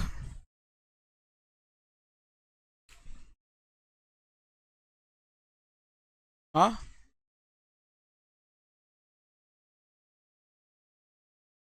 Give this question 5 star rating. एक सम पहले ना हम लोग पूरा ए से एफ तक डिस्कस कर लेते हैं, पहले हम लोग पूरा डिस्कस कर लेते हैं, उसके बाद मैं लिखा के देता हूं आपको। चलो, A limited sold machinery having WDV of 40 lakhs to B limited for 50 lakhs। ये 40 क्या और 50 क्या है? नामकरण करो इस 40 का और 50 का। 40 क्या है? WDV। ए भाई, WDV कितना? 40 lakhs। और सेलिंग प्राइस कितना? 50 lakhs। समझा कि नहीं समझा? And the same machinery was leased back by B to A। The lease back is operating lease. Comment if, ए सुनो, सेलिंग प्राइस इज सेम। पहला ना एक दो में करता हूं, सुन लो, पहला एक दो में करता हूं फिर आप लोग जवाब देते जाना। Selling price of 50 lakhs is equals to fair value, no झोल। ए भाई नो झोल। तो पहले तो प्रॉफिट कितना कमाया? सर प्रॉफिट के लिए क्या क्या चेक करना पड़ता है? ये दोनों, 10 लाख का प्रॉफिट कमाया। आंसर सुन लो ना, profit of ₹10 lakh needs to be booked immediately. Done, खत्म हो गया पहले का answer. Profit of ₹10 lakh needs to be booked immediately. बोलो किसको डाउट है इसमें? 100% क्लियर। आगे चलते हैं। सर यहाँ पर तो बस फेयर वैल्यू दिया है, कोई टेंशन मत लो। अगर फेयर वैल्यू दिया है बाकी सब अज्यूम कर लेना, ये होगा। 1 मिनट, फेयर वैल्यू ज्यादा है, झोल हो रहा है। ए झोल हो गया, झोल हो गया, झोल हो गया, झोल हो गया। कितने का झोल हुआ? 10 लाख का झोल दिमाग में है क्या? 10 लाख का झोल हो गया। तो 10 लाख तक क्या कर देना? डेफर कर देना। 10 लाख का क्या कर देना? डिफर कर देना। ए भाई प्रॉफिट कितने का हुआ है? प्रॉफिट और लॉस तो इधर से मिलेगा। 10 लाख का प्रॉफिट हुआ है, मतलब 10 लाख क्या कर देना? डिफर कर देना, खत्म। 10 लाख का 10 लाख क्या कर देना? डिफर। मान लो सर अगर इधर है ना, इधर 11 लाख का प्रॉफिट होता तो मैं क्या बोलता? 10 लाख डिफर करना, 1 लाख पीएनएल में बुक करना। आ रहा है क्या समझ में? 100% डन। चलो नेक्स्ट। एक मिनट।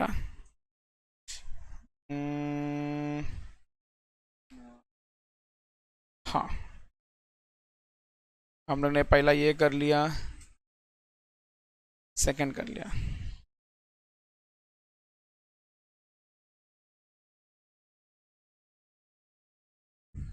हमने सेकंड वाला किया ना अभी। हाँ मैं वही बोल रहा हूँ, सेकंड वाला एसपी, सुन लो ना, सेकंड वाला SP is less fair value और एसपी। अगर एसपी ज्यादा होता ना तो झोल होता। भाई एसपी कम है यार, तूने तो फटका खाया। ये सुनो ना, केस थर्ड वाला है, केस थर्ड वाला है। तेरा फेयर वैल्यू कितना है बताओ जरा? 60 लाख। और बेचा कितने में? कम में बेचा है, कम में बेचा है। कितने में बेचा? 50 लाख। तो तूने तो कम में बेचा है भाई, तूने कम में बेचा है, तूने कम में बेचा है। झोल? नो झोल। झोल? नो झोल। क्या हुआ यहां पर आपको? क्या हुआ यहां पर आपको? प्रॉफिट हुआ है 10 लाख का profit to be book. Profit हुआ है 10 लाख का, 10 लाख का profit to be booked immediately. एकदम सिंपल। ओके आगे चलो। Fair value of property is 45 lakh and selling price is 38 lakh. वापस से आपने कम में बेचा है। बोलो हाँ या ना। सर कितने कम में बेचा है? बोलो ना। 2 लाख से कम में बेचा है, तो क्या करेंगे इस 2 लाख को? हाँ बोलो ना। 2 लाख के कम में बेचा है। एक काम करो ना, मैं अपना लिखाते भी चलता हूँ, साथ में ना लिखते भी चलो, सो दैट आपका दिमाग चलेगा, है ना? नहीं तो तुम ना खो जाओगे कि सर हम कहाँ है, क्या कर रहे हैं।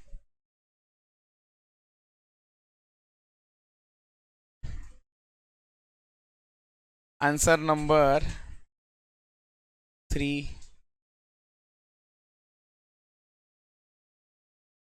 चलो पेज नंबर 49।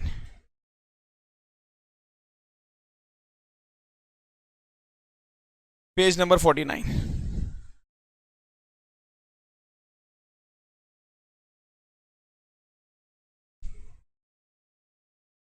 एक मिनट, मुझे क्वेश्चन भी लगेगा यहाँ पर।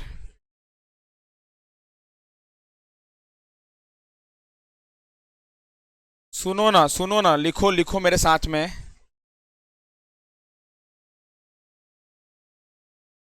ए when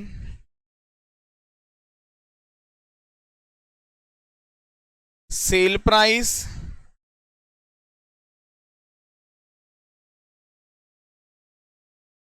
is equals to fair value, that is दोनों ही कितना है? 50 lakh, comma then A limited. ए भाई जिसने भी प्रॉपर्टी बेचा है, ए लिमिटेड शुड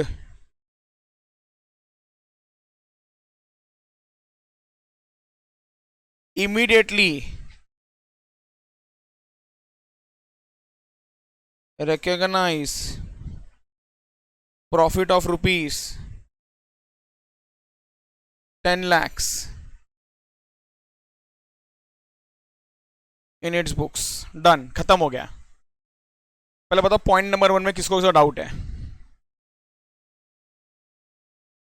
ठीक है, डन. पॉइंट नंबर बी एक बार डिस्कस कर लेते फिर से. पॉइंट नंबर बी को कोई कंफ्यूजन नहीं चाहिए. आपका फेयर वैल्यू कितना है 60 और आपने बेचा कितने में. कितने का डिफरेंस है. 10 लाख का तो फटका आपने खाया है. 10 लाख का फटका खाया है और कमाया भी कितना. फटका कितने का 10 लाख और कमाया भी कितना. तो 10 लाख का जो कमाया ना सीधा पीएल में लेके जाओ. सीधा पीएल में लेके जाओ. लिखो व्हेन क्या ज्यादा है फेयर वैल्यू ना. When fair value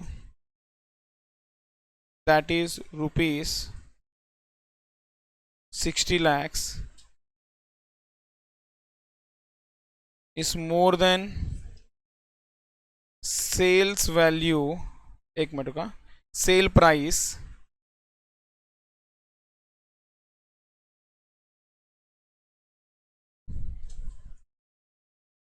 that is rupees 50 lakhs comma then A Limited should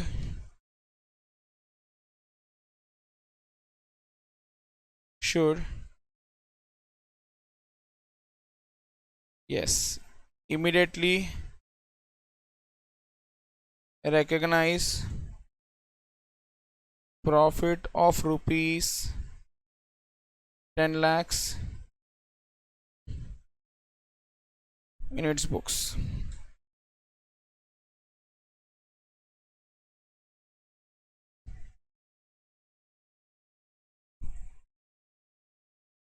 please third पे ना ध्यान दो ना एक बार.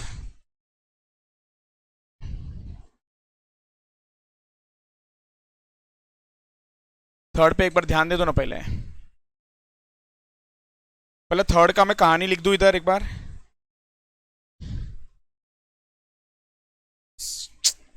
Fair value 45 lakhs.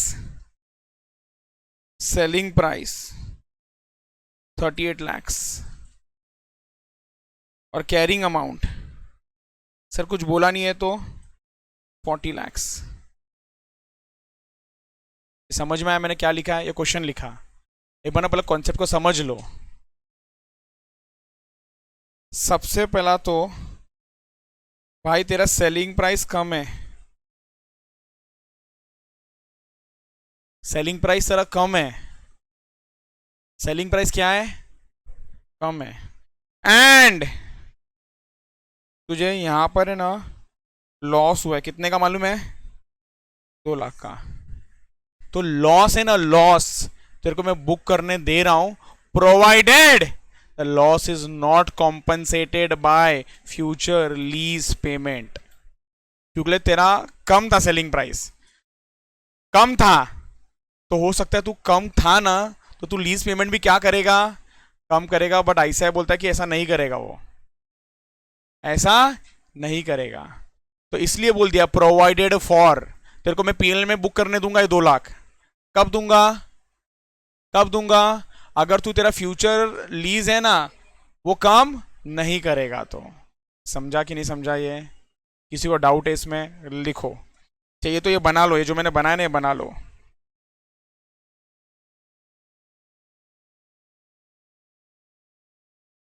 Done.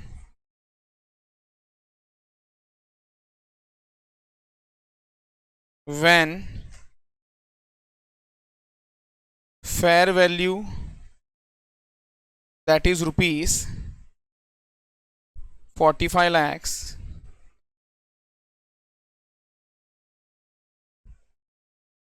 is more than sale price that is rupees 38 lakhs comma, then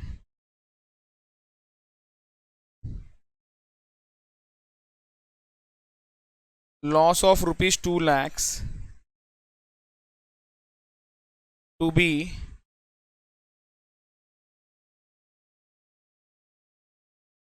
immediately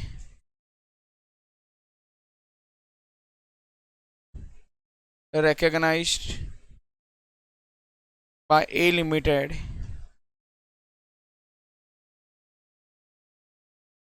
in its books. ये समझा कि नहीं समझा?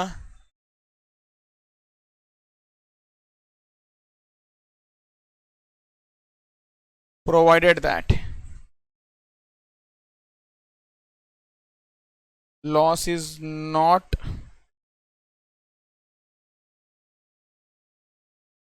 compensated by future lease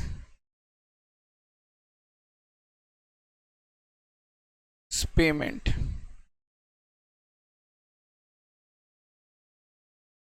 Otherwise,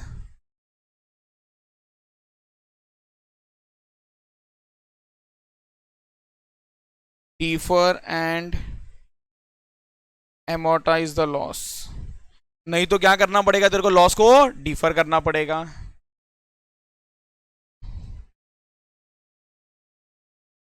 समझा कि नहीं समझा?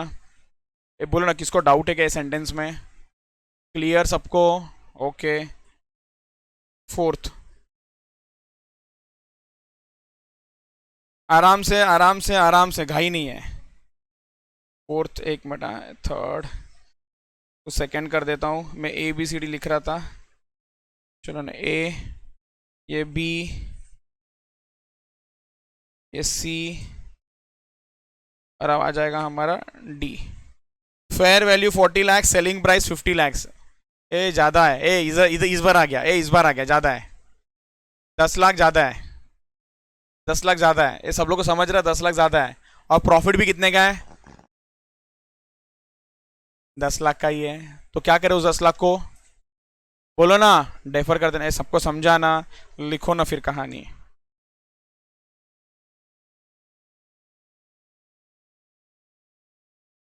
When fair value, that is rupees 40 lakhs, is less than selling price, that is 50 lakhs.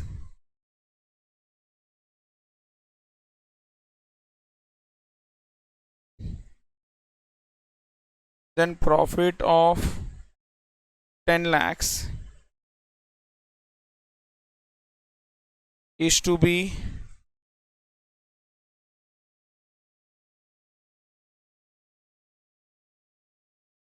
deferred and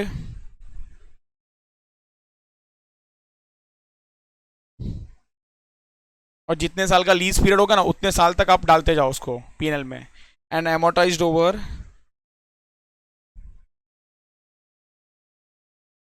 lease period.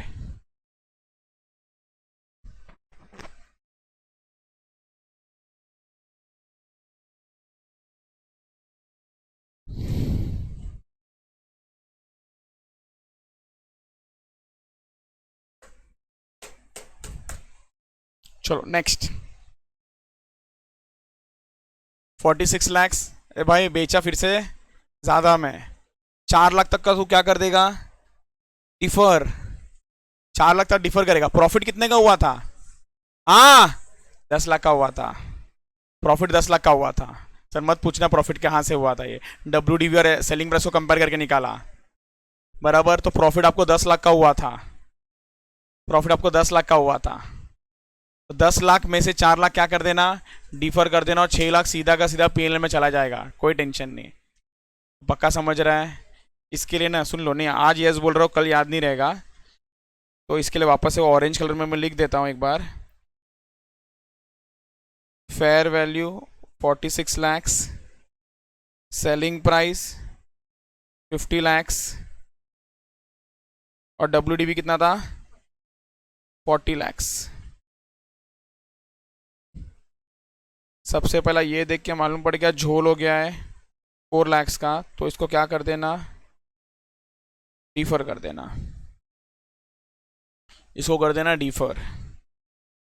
और ये दोनों से हमको मिला प्रॉफिट कितने का? 10 लाख का। इसमें से 4 लाख क्या करना है? डिफर। तो 6 लाख सीधा चला जाएगा पीएनएल में। अब बस यही चीज़ को मैं सेंटेंस के फॉर्म में लिखाने वाला हूँ।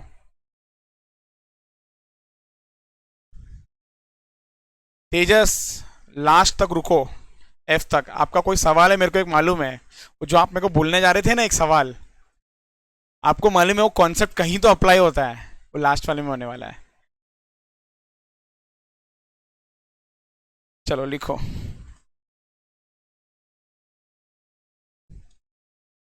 When fair value, that is rupees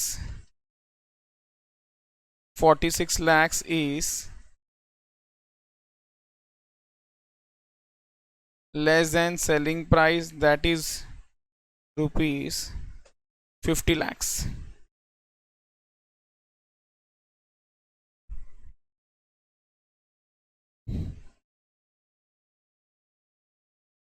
Then profit of 6 lakhs। अच्छा ये चाहिए तो ना दिखाने का कहाँ से आता है। 46 lakhs minus 40 lakhs to be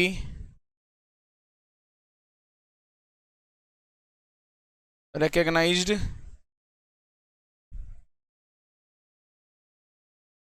immediately by A Limited in its books,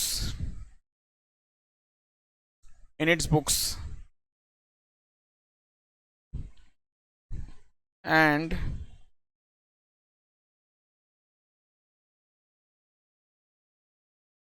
profit of 4 lakhs,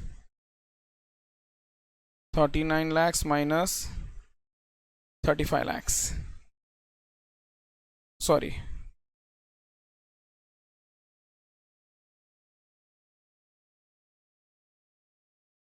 50 minus 46,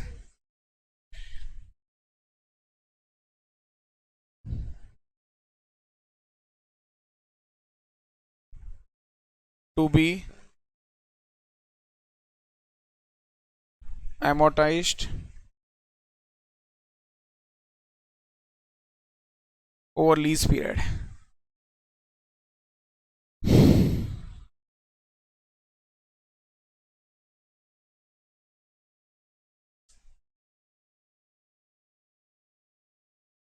last वाला जरा आप लोग आंसर दो ना प्लीज।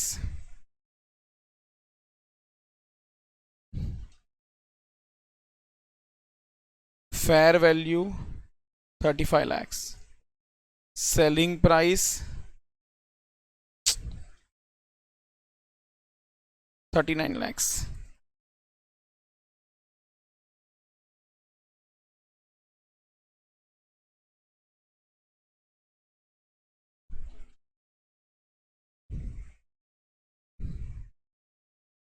और WDV 40 lakhs। बोलो। तो सबसे पहला झोल हो गया, झोल हो गया, सबको समझा क्या? इधर देखो एक बार, झोल। सर कितने का झोल किया?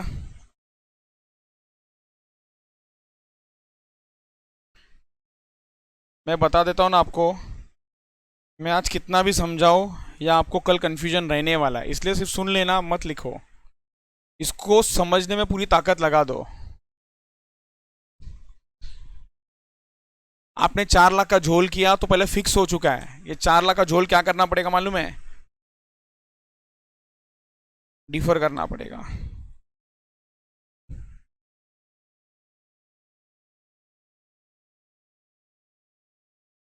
क्या हुआ है? कितने का लॉस? हाँ, क्या करे? पीएल में जाएगा, बराबर। अपना मन यही बोलेगा।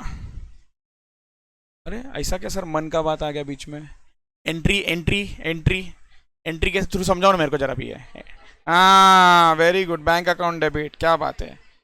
एक मिनट, बैंक 39 lakhs, बोलो। पीएनएल डेबिट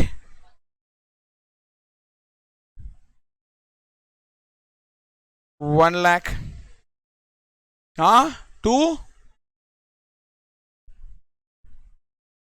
एसेट कितने का जा रहा है? 40 lakhs। अरे यार फंस गए किधर तो, समझा कि नहीं समझा? इसलिए मैंने बोला कि ये आराम से समझ लेना, और ये फंसोगे ना तब एंट्री को हेल्प लेना, एंट्री सबको आता है। फंसोगे ना एंट्री का हेल्प लेना। मतलब सर यार ये डिफर इनकम 4 लाख होना चाहिए, तो गड़बड़ किधर है मालूम है क्या? ये 5 लाख होगा। इसका मतलब यहाँ पर आपको 1 लाख बुक नहीं करना है, आपको पीएल में जो जाएगा ना वो कितना जाएगा मालूम है? 5 लाख जाएगा। और मैं ना आपको ना ये ना सिर्फ एंट्री के थ्रू ही समझा सकता था। आप एंट्री देख लो, आपको समझ में आ जाएगा क्यों 5 लाख, नहीं तो मैच होगा ही नहीं वो। समझ में आ गया क्या? ये वापस से ना केस है ना 2-3 बार जरा अच्छे से सुनो और समझो क्या हुआ यहाँ पर, झोल हो गया। तो भाई ये फिक्स हो चुका है, 4 लाख का क्या करना है मुझे? डेफर करना है, ये फिक्स हो चुका है। मतलब आपको, सुन लो,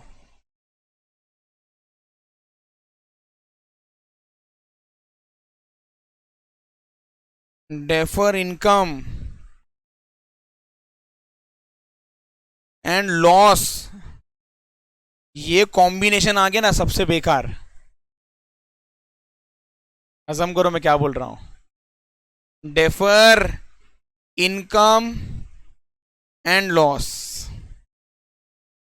तो आपको जरा पॉज लेना है और सोचना है क्या करना है। डेफर इनकम एंड लॉस, तो आइडियली जो लॉस होगा ना वो सिर्फ दिख रहा है उतना लॉस नहीं, उसमें प्लस कर देना आपका क्या, जितने भी ना डेफर्ड इनकम हुआ होगा। इसका मतलब लिखो, एक काम करो पहले ये लिख लो, जैसा दिख रहा है ना ये वैसा लिखो। बट एग्जाम में यहां से यहां तक कुछ लिखना नहीं है, मैं लिखा के दूंगा क्या लिखना है।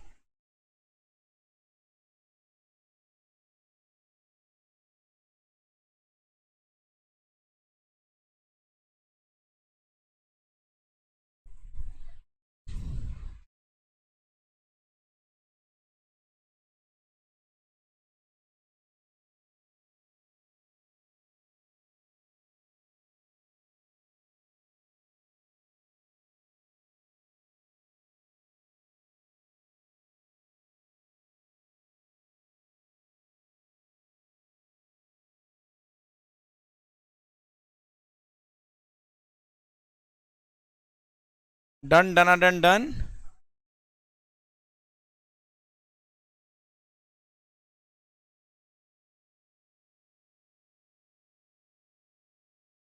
चलो लिखाओ।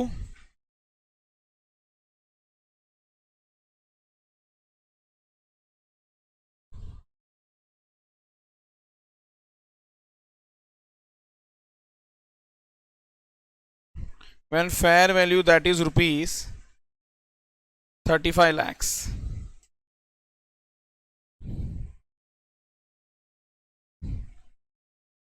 is less than selling price that is rupees 39 lakhs, comma,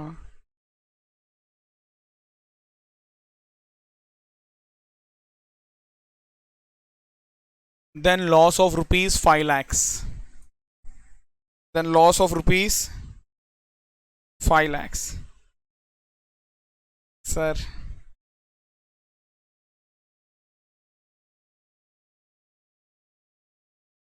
then loss of rupees 5 lakhs. 40 lakhs minus 35 lakhs. WDV or fair value is to be recognized by A Limited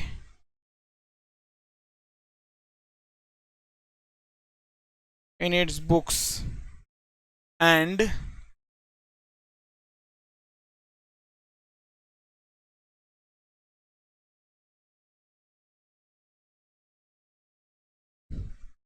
profit of 4 lakhs, that is 39 lakhs, 35 lakhs to be deferred and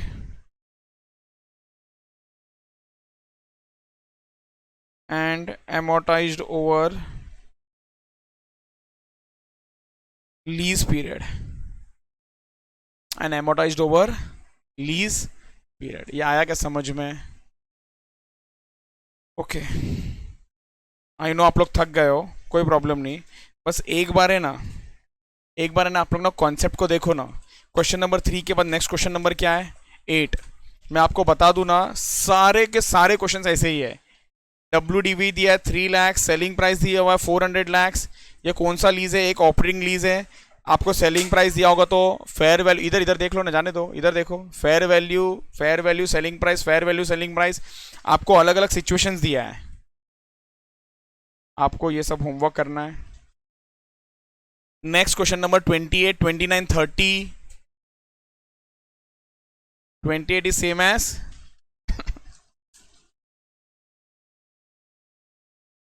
same as question 3, मत करो चलेगा। और 29 JCB का question है। ओ RCB, JCB का question है। एक clear same है, WDV दिया हुआ है, फेयर वैल्यू दिया हुआ है, सेलिंग प्राइस दिया हुआ है। आपको कंपेयर करते जाना और आंसर लिखते जाना है। होमवर्क है। टाइप 9 यहां पर देख लो, टाइप 9। अच्छा सुनो ना, ओ एग्जाम में आया है, एग्जाम में आया है, एग्जाम में आया है। अच्छा ये ऊपर और नीचे वाला रिपीट तो नहीं है? जेसीबी, इधर भी जेसीबी दिखा, इधर भी जेसीबी। अच्छा ये एक्स का है जेसीबी, ये दो अलग अलग लोगों का जेसीबी है, अलग अलग लोगों का जेसीबी है।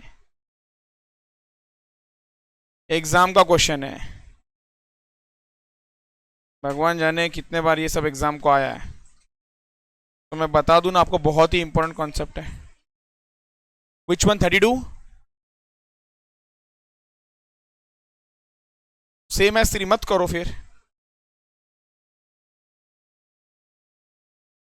सी मेन तो क्या, मुझे न्यू क्वेश्चन करा के आपको प्रैक्टिस करवाना। अगर सेम है तो मत करो ना, छोड़ दो, कोई फर्क नहीं पड़ता है। हाँ नहीं, मेन नंबर अलग है तो उसी का तो प्रैक्टिस चाहिए फिर, तो do it as a homework. सुन लो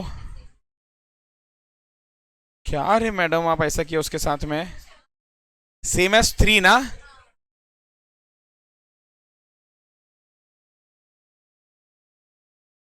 ठीक है ठीक है, चलो कोई बात नहीं है, काम कम हो गया आप लोगों का, काम कम हो गया आप लोगों का।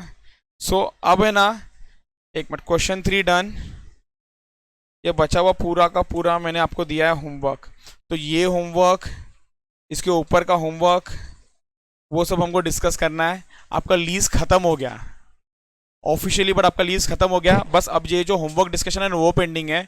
हम लोग we will spend some time, आधा घंटा 1 घंटा नेक्स्ट लेक्चर का, ऑन सेल और लीज बैक। एक बार हम लोग फिर से समझ के लेंगे उस सेल और लीज बैक को। Done, thank you so much. जाओ जाओ जाओ, एंजॉय।